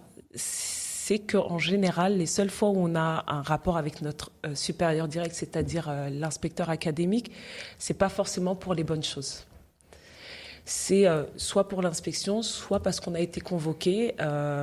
Et quand on est convoqué, c'est il s'est passé quelque chose de répréhensible ou qu'on a été signalé. Donc les rapports, en fait, c'est... Ou alors, à l'inverse, si nous, on se sent dans une situation compliquée, dans une situation de détresse, on va faire appel à notre supérieur hiérarchique. Mais au quotidien, on n'a aucun rapport avec notre supérieur hiérarchique. Vous remontez jamais d'informations, vous essayez pas des choses qui vous tiennent à cœur à remonter? C'est très hiérarchisé. Okay. Nous, en élémentaire, si on a des choses à communiquer ou des projets qu'on a envie de mener, on va plutôt s'adresser aux conseillers pédagogiques de circonscription, qui, eux, travaillent sous la responsabilité de l'inspecteur de circonscription et donc sont un peu les bras droits, et eux vont être nos interlocuteurs directs. Par exemple, quand on a des formations, parce qu'en tant qu'enseignant, on est toujours en formation, c'est ces conseillers pédagogiques qui vont nous aiguiller sur les formations. Donc le rapport, il est assez distant. Il est assez distant, très distant. Et répressif. Ou souvent. Mais Ami, elle est gentille. Et dans le secondaire, je vais dire que c'est un petit peu différent. J'ai l'impression que c'est peut-être un petit peu moins cloisonné et moins hiérarchisé peut-être que dans le secondaire. Alors, on va dire qu'avec la grande hiérarchie, c'est-à-dire l'académie, le rectorat, l'information, elle est juste descendante. Donc, faites ça, vous avez votre programme, vous l'appliquez. Donc, c'est-à-dire qu'il n'y a vraiment absolument pas d'échange entre les professeurs et le rectorat. Entre deux, effectivement, donc on a les inspecteurs d'académie, qui sont nos supérieurs responsables, on va dire, pédagogiques, avec qui, pour le coup, on peut échanger. On peut être force de proposition une fois par an. Donc, quand ils viennent à la rentrée pour faire le point sur vous avez eu tant de résultats au bac cette année, il y a eu le taux de réussite est de temps, comment est-ce qu'on peut améliorer les choses. Donc, on a cette petite réunion annuelle où on peut faire part de nos remarques ou suggestions, mais ça va pas plus loin, quoi, en fait. Donc,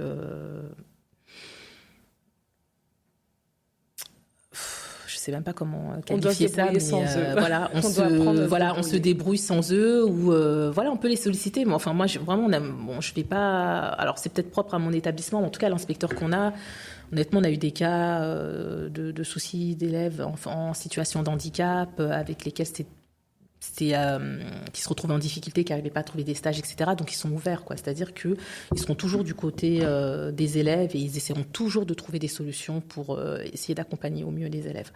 Mais après, si on prend la structure dans sa globalité, pour moi, c'est juste une information descendante. On reste des fonctionnaires de l'État avec une mission précise qu'on doit se contenter de réaliser, quoi.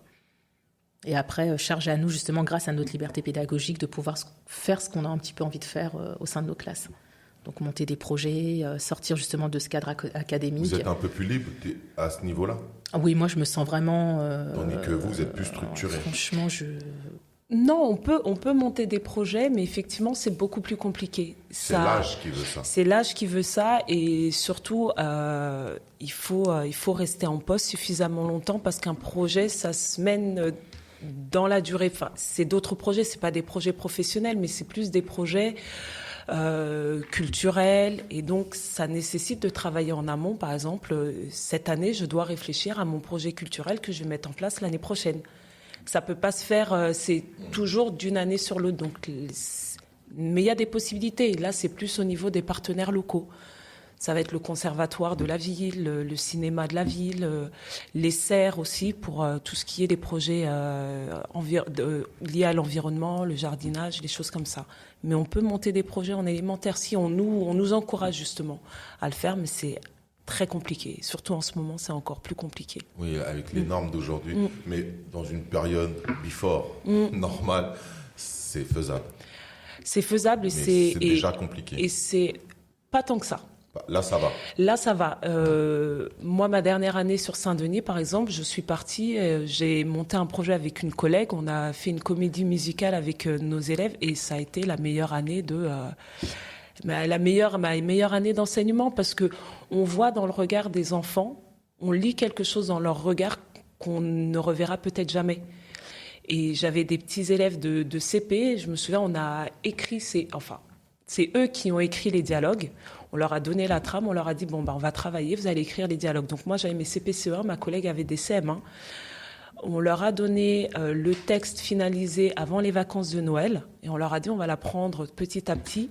Chacun avait eu son rôle, on avait distribué tous les rôles. Et au retour, au mois de janvier, même mes CP connaissaient leur rôle par cœur. Tellement ils avaient envie.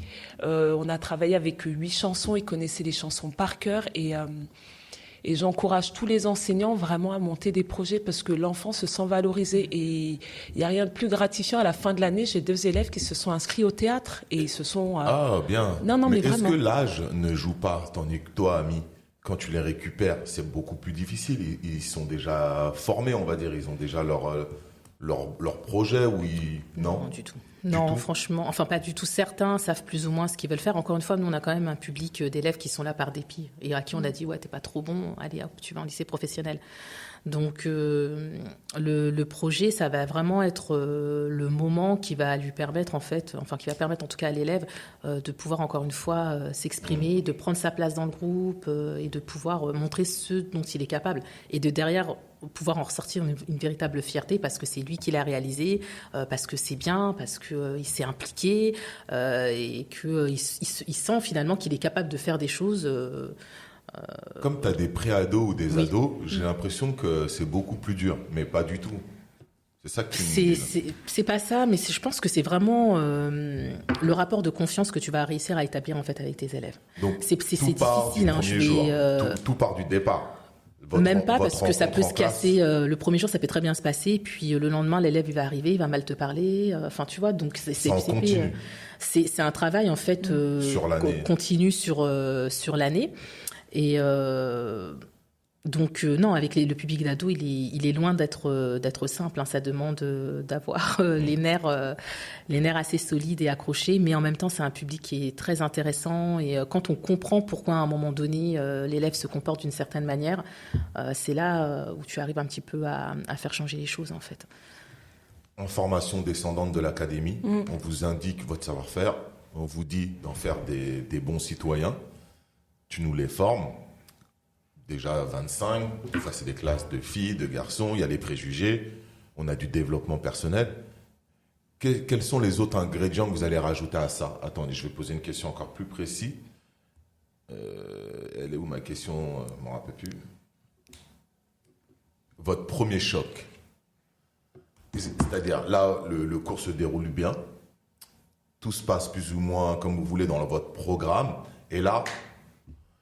Quelle est une anecdote sur votre premier choc où ça se passe pas du tout comme prévu, que ça soit avec un élève? Il y en a tellement. Avec on va commencer avec un élève. Je vais te parler plutôt que mon premier choc, mon dernier choc. Ok. Vas-y, dans le dernier. Et c'est tellement révélateur de ce qui se passe. On parle d'un texte, c'était sur un texte de compréhension, de lecture, et on parle du musée du Louvre. Et la galerie, j'ai oublié le nom de la galerie, enfin bref, la galerie dans laquelle se trouve la sculpture La Vénus de Milo, le guerrier combattant. Et on parle de la Joconde. Et donc, dans ce texte-là, comme il citait 3 œuvres, je décide de leur montrer. Je savais très bien ce que je faisais. La Joconde, tout se passe bien, il n'y a pas de souci. Quand je leur présente la Vénus de Milo, j'ai eu des cris dans la classe, des élèves qui se sont masqués les yeux. Et j'ai regardé l'image, je les ai regardés, j'ai dit, donc effectivement, ils ne voient que ça, ils ne voient qu'une femme nue.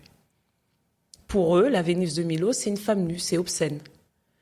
Et j'ai eu beau essayer pendant toute la séance de leur dire, mais vous savez, c'est de l'art, vous vous rendez compte que la personne qui a fait cette sculpture, elle est partie d'un bloc de pierre. Et juste avec ses mains et des outils, elle a réussi à faire une œuvre d'art. Vous allez dans un musée, qui est allé dans un musée? Personne n'est allé dans un musée. Alors que c'est gratuit. Voilà, c'est ça. Et je me suis projetée en arrière. J'ai eu la chance, moi, quand j'étais au CM2, de faire partie j'étais dans une classe où l'enseignante avait monté un projet sculpture et on avait passé une semaine sur Paris. On faisait un stage au musée d'Orsay pour travailler la sculpture.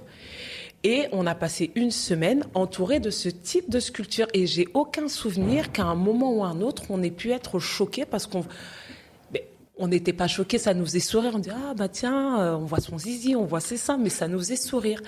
Aujourd'hui, les enfants sont choqués par ce genre de choses. Mais avec la société dans laquelle on vit, est-ce qu'ils sont aussi choqués que ça? Est-ce que c'est pas une façon de faire du bruit? Non, vraiment, j'ai lu dans leur regard vraiment le choc, la liberté guidant le peuple, la peinture que tout le monde connaît avec la Marianne qui est découverte, on voit à peine, c'est une image, tu la montres aujourd'hui dans une classe, et j'en ai discuté avec mes collègues, les enfants ils vont te dire non, pourquoi tu nous montres ça? Enfin, c'est avec tout ce qu'on entend autour, c'est vrai que ça devient choquant, ça fait même peur. Qu'un enfant de 8 ans, il te dise « Non, je veux pas regarder ça, non, je veux pas regarder ça, maîtresse, enlève cette image. » Enfin, c'est... Là, je donne un gros cliché, mais il n'a pas de problème à regarder un clip de rap. Ah, mais parce que ça n'a pas du tout la même portée. Ils vont voir, c'est ce que je leur dis, même en rigolant, parce qu'ils me font écouter les nouveaux artistes qu'ils écoutent. Je dis, c'est pas vraiment différent du clip de ce chanteur. Elle était dénudée aussi, la femme. Oui, mais c'est pas pareil. Donc ouais, c'est intéressant de leur demander c'est quoi la différence. Qu'est-ce qui n'est pas pareil là-dedans? Ouais, non, mais c'est des petites choses comme ça. Enfin bon, ça c'est une parmi tant d'autres. Et toi, Ami? Malheureusement, je pense que moi mes chocs vont être clichés, mais c'est les bagarres en fait. Bagarre sur bagarre. Bagarre en classe, tout se passe bien et puis tout d'un coup, Il y a vraiment, mais vraiment en pleine classe, chaises qui volent, tables qui se retournent et grosses bagarres. Général ou deux mecs qui se tombent dessus? Filles. C'est souvent les filles qui se battent. Ah, c'est les filles? Ah ouais? C'est souvent les filles qui se battent. Bon, après, voilà. Mais après, si on veut partir dans un choc, on va dire un peu moins cliché, nous, c'est sur un projet en fait qu'on avait fait avec un collègue. On avait décidé, collègue de français, de travailler sur les discriminations. Et sur l'image négative que les élèves ont d'eux. C'est-à-dire que les filles... les garçons souvent vont dire « Ouais, toi, t'es une fatou ». Enfin, voilà, il y a des insultes un petit peu comme ça qui fusent comme ça à longueur de journée, et essentiellement axées soit sur le physique, soit sur l'origine, soit sur... voilà. Et on s'est dit, mais finalement, ça vient de quoi? Ça vient du fait que les élèves, en fait, ne se connaissent pas. Ils ne connaissent pas leur identité, ils ne savent pas d'où ils viennent. La jeune fille, elle ne sait pas que le prénom Fatou, ça a une valeur, qu'elle s'appelle Fatou parce qu'elle est certainement la deuxième de sa fratrie. Il y a toute une histoire, en fait, derrière ça. Vous pensez qu'on ne leur explique pas dans la famille? On ne leur explique pas. En tout cas, cette fille-là, concrètement, qui était confrontée à ces insultes-là et qui n'aimait pas son prénom, elle savait pas, elle connaissait pas la signification de son prénom. Oui, parce qu'effectivement, son prénom, il a pris une autre valeur. Il lui appartient même plus à ce moment-là. Il a pris une connotation, mais extrêmement négative. De quand on dit une fatou, c'est vulgaire, ça a une connotation très très négative. Et on a décidé justement de faire ce travail d'identité sur ces clichés et d'inverser en fait les clichés. Et de demander justement, par exemple, à la fille qui s'appelle Fatou, va chercher des informations concernant ton prénom et écris-nous un poème sur ton prénom. Oh, et elle nous a fait un poème juste magnifique. On a un autre élève, lui, qui a décidé de parler de l'esclavage. J'ai les vidéos. T'as les vidéos? J'ai les vidéos. Ah, c'est un poème qu'elle dit en vidéo? Non, en fait, on a filmé la prestation. On a fait venir une blogueuse ce jour-là, et puis qui a pu... la blogueuse qui s'appelle Fatou Ndiaye, qu'on a fait intervenir au lycée, justement, elle porte le même prénom que sa fille. Et on a abordé justement toutes ces questions liées aux clichés. Je veux le poème, je veux pouvoir le diffuser. Il n'y a pas de souci. Je te donne. Le poème est juste magnifique. Et le poème aussi que le jeune garçon a fait sur l'esclavage, franchement, quand on l'a écouté, mais moi j'avais limite les larmes aux yeux, quoi. Ils avaient quel âge? Ils étaient en seconde. En seconde. Voilà, ils étaient en seconde. Là, ils étaient libres de choisir leur thème? Il n'y avait aucune contrainte. Okay. On voulait juste que ce soit en lien avec leur identité et sur un cliché auquel ils sont confrontés quotidiennement. Comment et ensuite, on a fait le travail d'écriture avec le collègue de français. Comment vous expliquez qu'on a un tel, je dis je m'inclus même dedans au passage, on a un tel problème de développement personnel? Parce qu'on il y a beaucoup de problèmes sociaux, culturels, certes, il y a l'immigration, mais au-delà de ça, c'est l'axe que s'est donné l'éducation nationale en France est biaisé. Si on observe nos pays voisins, tu citais l'exemple de l'Allemagne, on a plein de pays autour, on va voir dans les pays nordiques, en Suède, même aux Pays-Bas. Enfin, il y a des expérimentations qui sont mises en place pour justement faire en sorte que l'enfant se développe à l'école. Vraiment, développement personnel, parce qu'on nous dit forme les citoyens de demain. Mais quoi de mieux qu'une société où les citoyens se sentent complètement accomplis, complètement eux-mêmes, plutôt que des citoyens qu'on a forcés à rentrer dans des cadres. Et en fait, c'est là où on se trompe.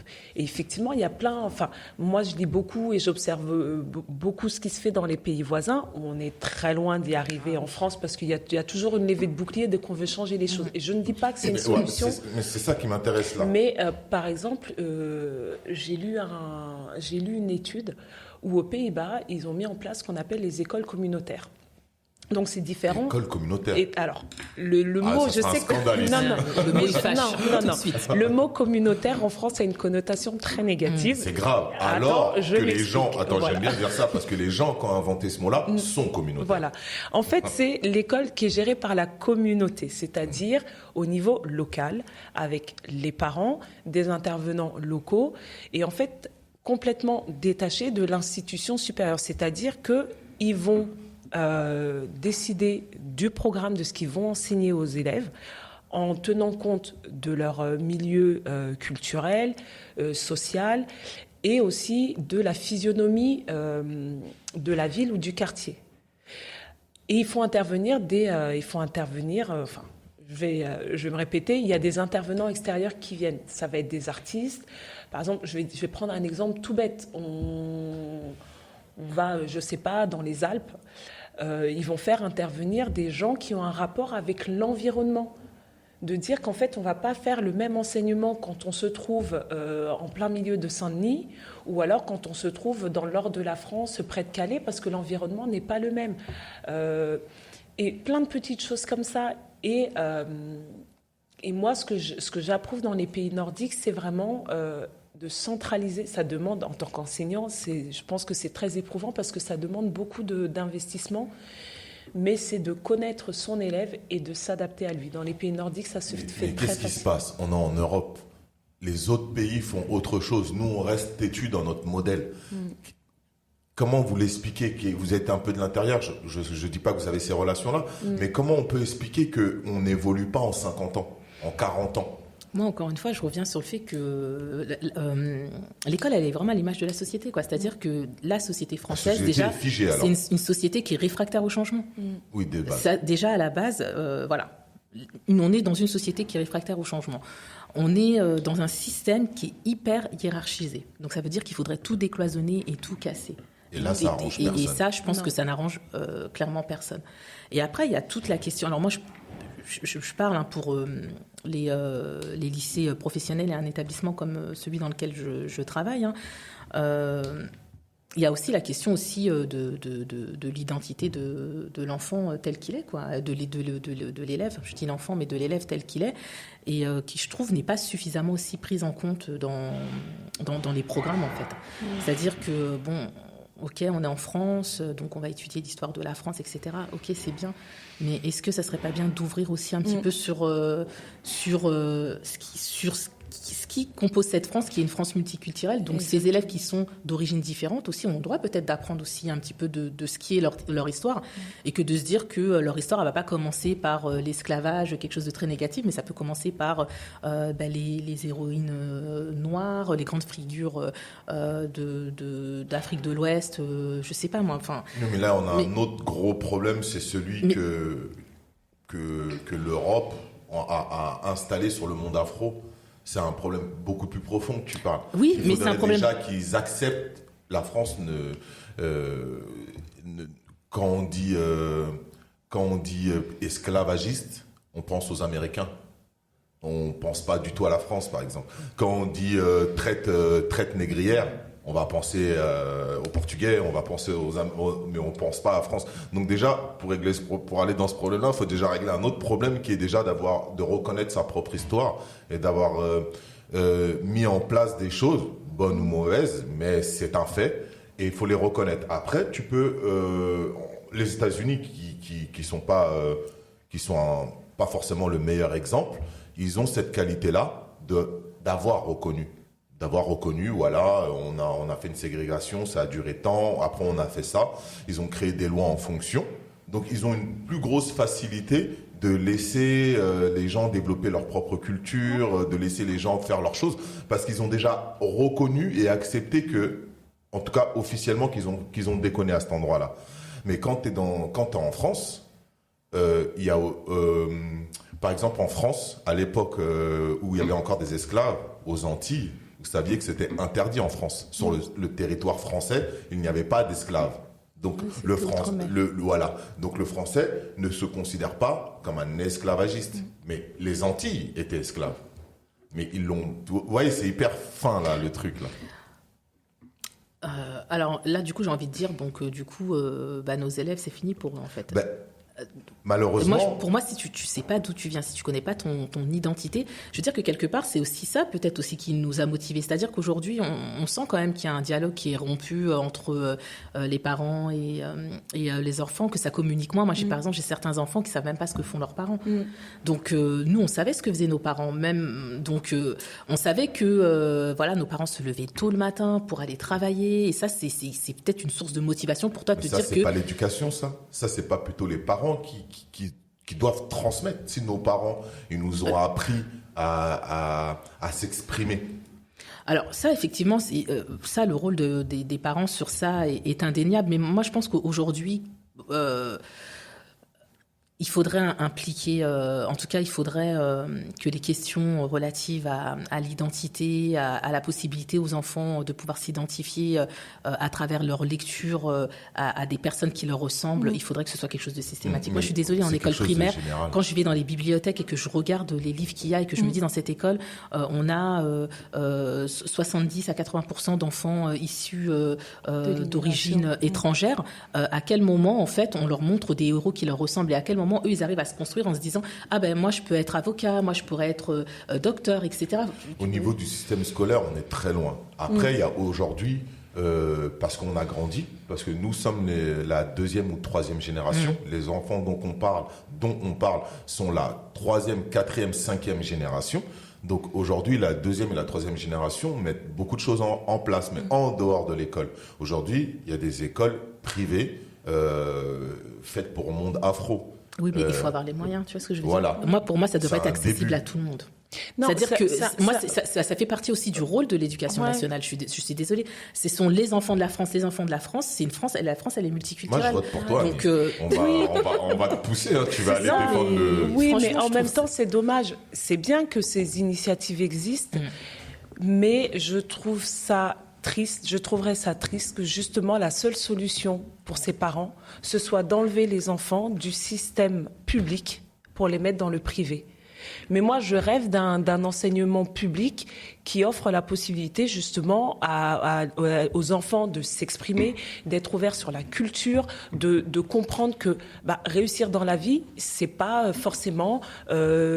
Moi, quand je demande à mes élèves, tu veux faire quoi comme métier, ça tient en trois métiers. Je vais être une star. Avocat, médecin ou star.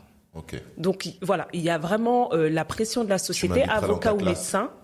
Et star, c'est l'influence de la télévision. Mais il y a plein d'autres choses. Tu peux être dessinateur, tu peux être peintre, tu peux être sculpteur, tu peux être danseur, En fait, le côté artistique. Et je pense qu'en fait, on a une richesse.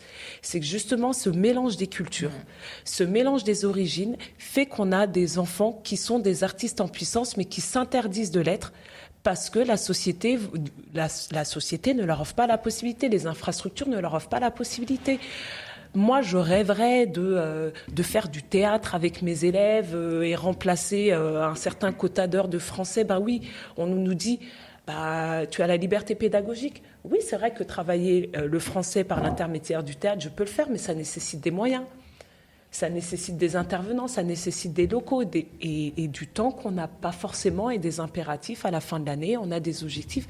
Et ça, c'est dommage. Il faudrait vraiment insuffler ça. Il manque beaucoup de profs.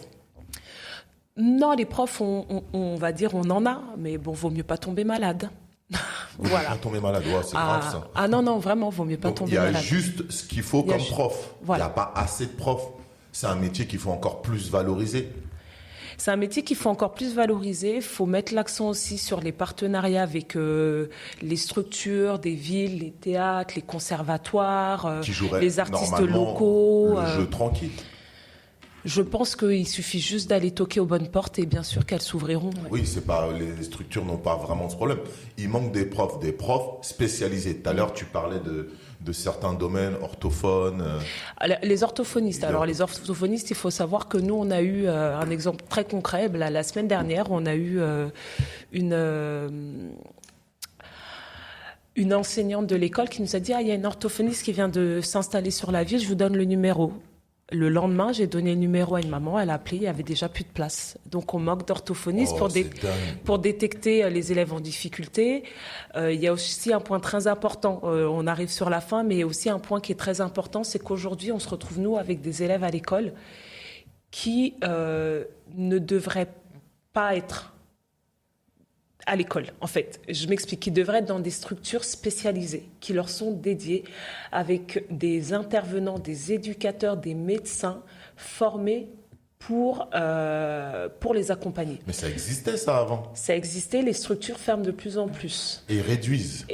Donc L'État coupe les budgets. L'État coupe les budgets et a mis en place une politique d'inclusion. L'inclusion, ça veut dire, ça peut être très bénéfique, l'inclusion, ça veut dire mettre dans une classe dite normale des élèves porteurs de handicap.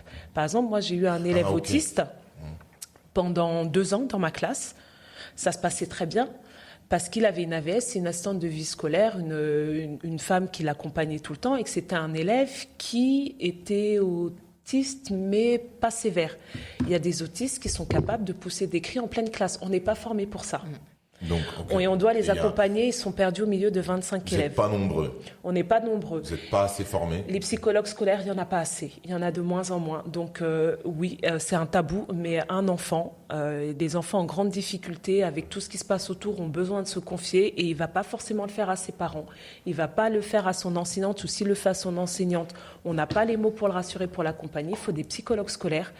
Les réseaux RASET, c'est les réseaux d'aide qui sont composés de psychologues scolaires et de maîtres spécialisés, ce qu'on appelle les maîtres G, qui gèrent les problèmes comportementaux des élèves, les maîtres E qui gèrent les problèmes pédagogiques des élèves, qui sont là pour nous accompagner en renfort.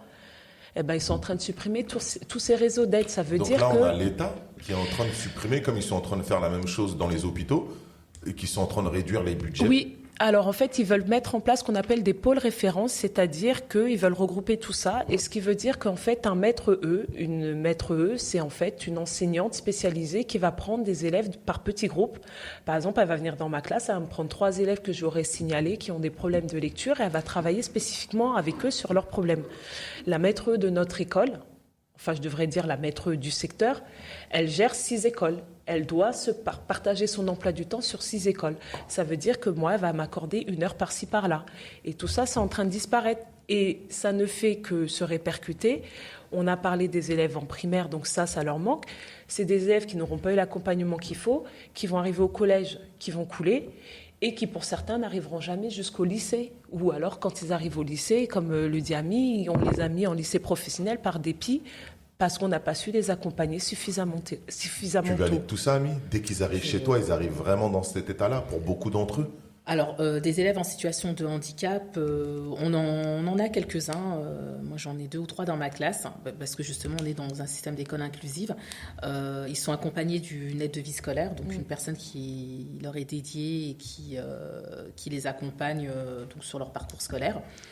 C'est difficile pour certains d'entre eux, et souvent ces élèves-là, c'est vraiment des parents qui ont voulu s'accrocher en fait et qui ont refusé soit de mettre leur enfant dans des institutions qui n'étaient pas qualitatives, ou qui estiment que leur enfant a leur place en fait dans un système scolaire classique et qu'il peut très bien s'en sortir. Donc par classe, souvent tous les ans, on en a 2 ou 3 par classe. Vous constatez une évolution plutôt... ça, je dirais que c'est positif.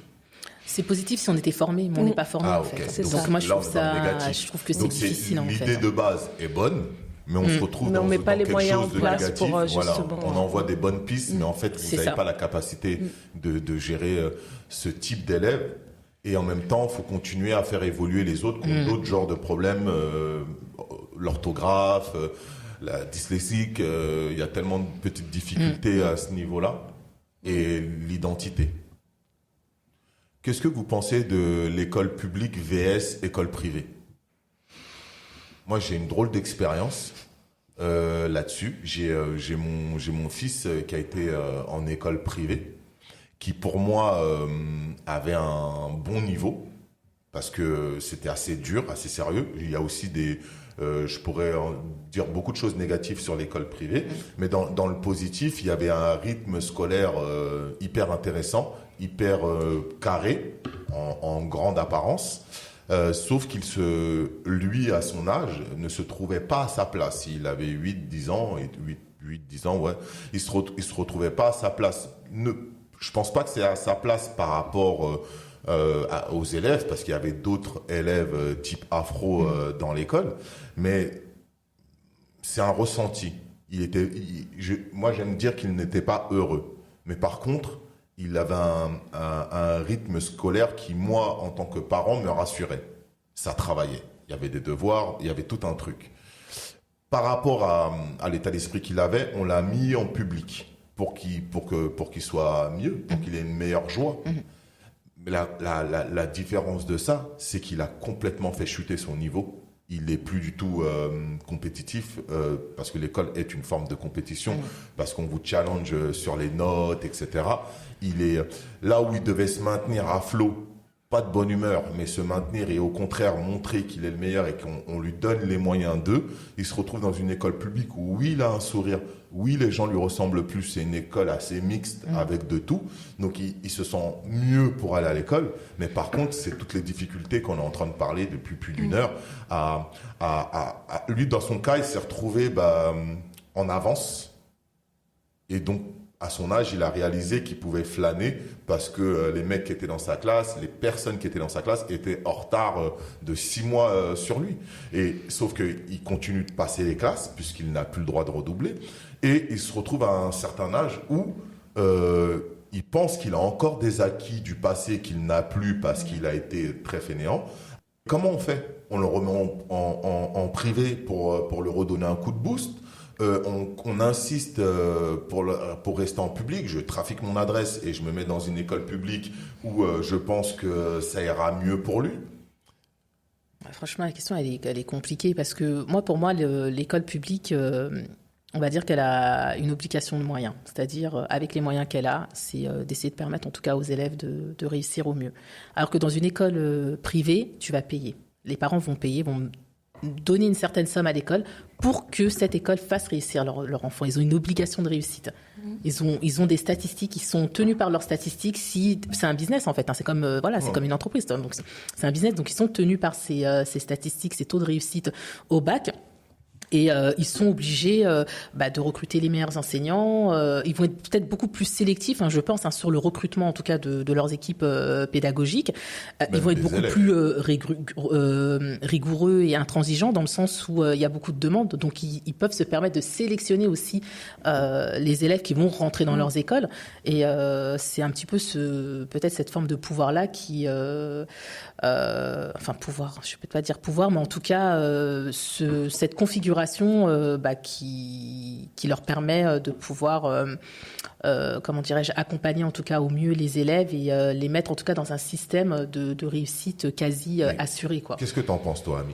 Tu penses que c'est une bonne chose parce qu'ils sont dans ce système de résultats? Mais du coup, en même temps, ça pousse les élèves à avoir une forme de rigueur parce qu'il y a quand même une rigueur quand tu sors du privé à un certain âge, j'imagine, il y a quand même une bonne rigueur.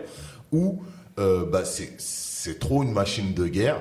Et en fait, là, on est vraiment dans cet équilibre-là. Les gens recherchent de plus en plus d'écoles privées parce que l'abandon du public, avec toutes les difficultés qu'on a citées, et encore, là, je pense qu'on a cité 20-30% des problématiques de l'école publique.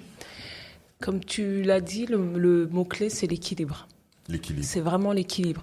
Je suis pas sûre que l'école privée soit la solution à tout. Parce que comme on l'a dit, c'est la compétition absolument. Un élève en grande difficulté risque d'être broyé par cet enseignement privé, où on demande à tout prix des résultats. Mais à côté de ça, effectivement, on se retrouve, nous, dans les écoles publiques, à perdre de plus en plus de nos élèves, de nos bons élèves, au bénéfice, au détriment, détriment pour nous, mais au bénéfice des écoles privées. Ça, c'est des parents qui ont peur. C'est des parents qui font le choix, régressent. Justement, en se disant je veux que mon enfant réussisse et je ne pense pas qu'il réussira en restant dans cette école, donc je le mets dans le privé. Et ça, on le voit de plus en plus. Donc, ça fait quoi? Ça déséquilibre complètement. Donc, on se retrouve dans le public avec des élèves moyens. On a quand même encore de bons élèves parce que tous les parents ne font pas ce choix-là ou tous les parents n'ont pas les moyens. Mais effectivement, les bons vont de plus en plus dans le privé. J'ai envie de dire tant mieux pour eux. C'est bien si ces parents ont les moyens et la volonté que leur enfant réussisse au mieux et que le privé leur offre cette solution, c'est très bien. Mais qu'est-ce qui va rester de l'école publique ? Qu'est-ce qui va rester de l'école publique si on est en train en fait de la déshabiller complètement. Dans le 93 par exemple, c'est que des enseignants débutants. Moi, je suis dans le 93 parce que j'ai choisi. Parce que quand on passe le concours CRPE, on passe à l'académie de Créteil, mais on a le choix de choisir entre le 94 et 93.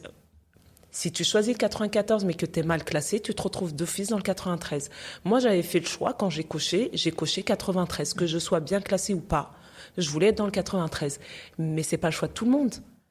Et puis, même au-delà de ça, il y a des gens qui viennent de province, là où il y a peu de recrutement, qui viennent passer le concours dans le 93 parce qu'ils savent qu'il y a beaucoup de postes ouverts, mais qui n'ont pas la volonté de rester dans le 93. Donc, il y a un turnover...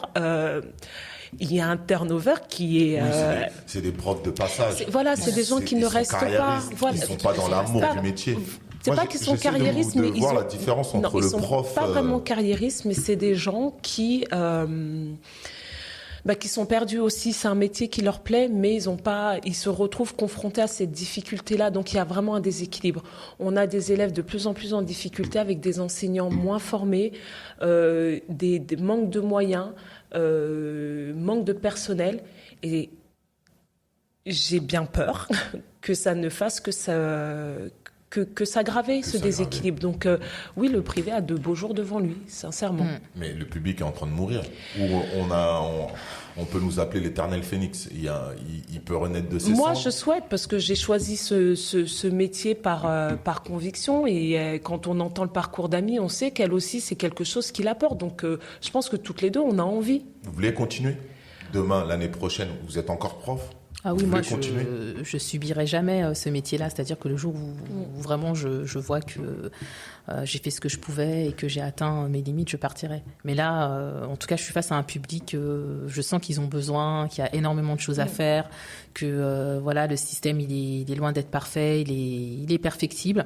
Mais on peut réussir à faire des choses, on peut réussir à changer la trajectoire de certains élèves. Et même moi, chez Gigi, j'arrive à changer la trajectoire, ne serait-ce que d'un élève par an. Moi, je suis heureuse, je serais heureuse. Donc, voilà. Ah, moi, c'est pareil. Le jour où je perdrai cette flamme, j'arrête. Je préfère arrêter plutôt que de me dire c'est pas grave, je me lève, je vais être payée malgré tout, je vais avoir mes vacances. Le jour où vraiment je me lève en me disant j'ai pas envie d'y aller, j'arrête ce métier parce que c'est pas dans mes gènes. Je pense pas qu'on puisse, je me vois pas faire ce métier si j'ai plus la niaque. Après, de dire que je vais y rester éternellement, je me pose encore la question, mais pour l'instant j'y suis très bien. Je vais peut-être changer. Je me suis dit, je fais 4 ans dans une école, je change parce que j'ai besoin... Tu restes toujours dans la même tranche d'âge ? Je vais rester dans la même tranche d'âge, vraiment. Le seul changement que je pourrais opérer, c'est de demander de la maternelle, mais non, je vais rester sur de l'élémentaire. Quel est ton challenge par rapport à ton métier ? Comment tu te challenges ? Quel est l'objectif ? Un jour, tu te retournes, tu as réussi à aider tant de jeunes ou... Non, en fait, c'est bête, mais c'est me projeter dans plusieurs années. Et des élèves, j'en ai vu plein. Mais de me projeter dans plusieurs années et de voir un de mes anciens élèves qui a réussi. Je dis pas forcément qu'il se retrouve dans les médias parce que c'est un chef d'entreprise, qu'il soit journaliste, mais quelqu'un qui a réussi et qui devienne un modèle. Vraiment. Après, je pense que c'est le rêve de tout enseignant, justement. Mais Amy ? Moi, c'est pareil. C'est vraiment d'essayer de projeter une image positive de ce que moi je suis aujourd'hui en tant qu'individu. Et c'est pas pour être prétentieuse, mais que quelque part ils me prennent un petit peu comme modèle et qu'ils se disent mais si c'est possible, mais oui on peut y arriver, on peut faire de belles choses, on peut avoir un bon boulot, etc. Moi c'est vraiment le challenge que je me donne au quotidien parce que j'ai vraiment face à moi une jeunesse mais qui est vraiment perdus, qui se dévalorisent, ils n'y arrivent pas. Pourquoi ? Parce qu'en fait, ils ne se projettent plus. Ils n'ont pas de projection, ils sont là à l'instant T et ils n'arrivent même pas à se dire demain, qu'est-ce que je vais faire ? Qu'est-ce que je vais devenir demain ? C'est dingue de vivre dans une époque où tout est accessible à une vitesse incroyable et de même plus savoir se projeter. Ouais. Toi aussi, dans ton école, j'interviens quand tu veux. Écoute, avec grand plaisir. Quand tu veux. Je fais intervenir énormément de personnes de l'extérieur. Ça fait partie aussi des choses qu'on met en place et ça sera vraiment avec un grand plaisir. Oui, moi, c'est mon challenge. Okay. Mon challenge, c'est de débloquer un maximum de jeunes et de les voir. Moi, j'ai des résultats. D'ailleurs, même dans l'équipe Pay the Builder, il y en a un que j'ai géré dans un centre social il y a déjà 5 ans et qui aujourd'hui a monté sa structure, sa boîte et maintenant je le paye pour qu'il bosse pour moi. C'est génial, c'est magnifique. C'est magnifique. Il a tout compris, le petit. Il est C'est chaud. bien. Il va de c'est l'avant. cool. Il va de l'avant. Donc en transmission, on est bon. La reconnaissance, que pensez-vous de la reconnaissance de votre métier? Vous êtes fier d'être prof? On le fait pas. Moi personnellement, je le fais pas pour ça, mais c'est vrai que ça fait un bien. On s'en rend compte quand on le reçoit. On le fait pas pour ça, mais quand on a un merci d'un parent ou d'un enfant, moi, la reconnaissance toute récente que j'ai eue, c'est au moment de la remise des livrets. J'ai réussi sur mon école à maintenir 2 élèves qui étaient en grande difficulté et ce qui n'est pas recommandé de faire, je les ai gardés dans ma classe. Donc c'est ma 2e année avec elle. Et une maman qui était très, très réfractaire. Elle refusait que sa fille soit maintenue. C'est la petite. Elle a dit non, je veux refaire mon année de CE2 parce que je sais que sinon je ne vais rien comprendre au CM1. Et là, à la remise des livrets, elle m'a dit je vous remercie. La maman? La maman. Elle m'a dit je vous remercie. Et je lui dis mais c'est à votre fille qu'il faut dire merci parce que si on en était restés là toutes les deux, votre fille serait passée au CM1. Je ne peux pas vous l'imposer, c'est elle qui a voulu. Et effectivement, la petite, elle s'en sort super bien cette année. Il lui fallait juste 1 an de plus pour avoir ce déblocage. C'est dingue. Et franchement, je suis sortie, c'était un samedi matin en plus. J'avais passé toute la matinée, j'étais fatiguée. Ça m'a boostée pour la journée et franchement, c'est de s'entendre dire merci d'avoir fait redoubler mon enfant, c'est... Aujourd'hui, on en est là. Ouais. Mais tant mieux parce qu'on vous fait confiance et il faut absolument qu'un max d'élèves, peu importe son origine, le petit humain qui arrive à l'école, qui rentre en classe, il doit apprendre à utiliser ces outils. Et après, adviendra ce qu'il adviendra dans ses choix de vie. Mais vous avez un rôle clé. Et toi, Ami? C'est pareil. Moi, vraiment, la reconnaissance, je l'ai chaque jour de mes élèves. Honnêtement, mais j'ai jamais été aussi heureuse qu'en étant prof. Je me lève le matin, je suis motivée, j'ai même pas le sentiment de travailler, je me sens utile, je sens que je leur apporte quelque chose et réciproquement ils m'apportent beaucoup parce que je me remets tous les jours en question en fait. Malgré les quartiers, malgré les clashs avec les élèves, des fois ça se passe mal en classe, parfois on va se prendre la tête avec un élève, etc. Mais voilà, ça se résout très très très vite et eux ils me le rendent également parce que ils me permettent en fait chaque jour de me remettre en question. Chaque jour de me remettre en question et de me dire mais qu'est-ce que je peux faire pour que ce soit mieux, qu'est-ce que je peux faire pour leur ouvrir le champ des possibles et puis voilà, là aujourd'hui tu me proposes d'intervenir sur mes classes et je trouve ça juste énorme parce qu'ils ont besoin de ça, ils ont besoin de prendre de l'énergie positive de ce qui se passe à l'extérieur et de sortir justement du format académique qu'on leur offre et qui, moi, je trouve plus très efficace. Ne leur correspond pas. Voilà. Je vous demanderai un livre de chevet. Un livre de chevet. Qu'est-ce que les profs lisent? Ah non, mais moi, je lis de tout. Franchement, je lis de tout. Qu'est-ce que tu conseillerais à un jeune de 10 ans? Harry Potter. Harry Potter.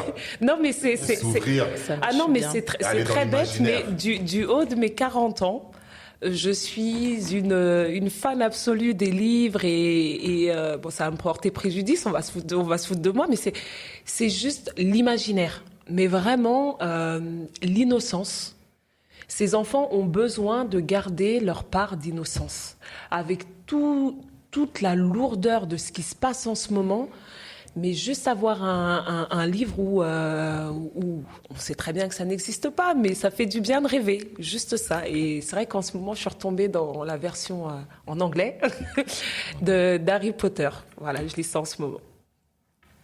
Alors moi, ça serait donc pour les ados le Miracle Morning Miracle. Ah, il est génial. Parce que pour moi, le développement personnel, il est vraiment au cœur de tout. C'est-à-dire que Ça devrait, pour moi, encore une fois, faire partie intégrante des programmes aujourd'hui, et que la clé du succès aujourd'hui pour chaque individu, c'est de pouvoir se connaître, de bien se connaître, de pouvoir être en mesure de pouvoir se fixer des objectifs, et ça, quel que soit l'âge.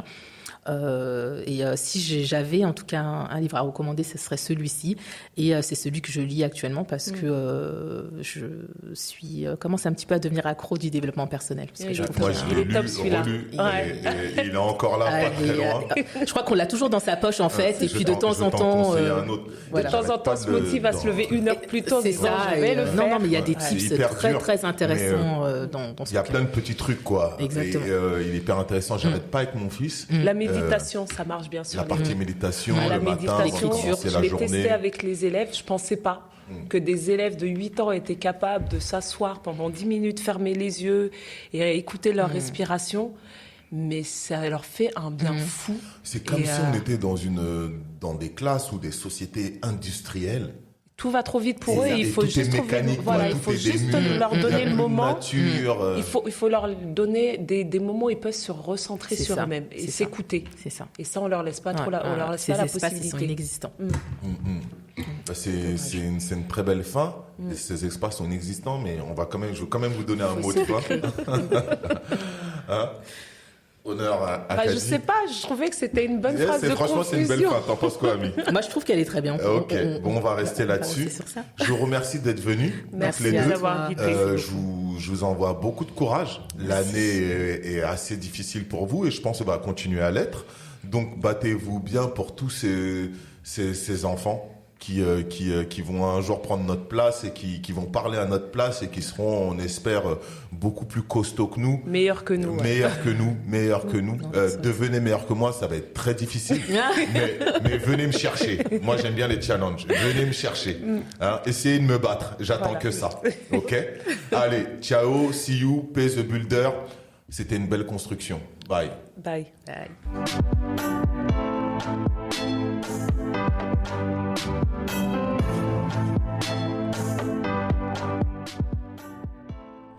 Je remercie les sponsors Lazinerie, Studio Majorel, Teddy Bob, Vibe Optique et African Armure, ainsi que la musique de Debrobit du Mali.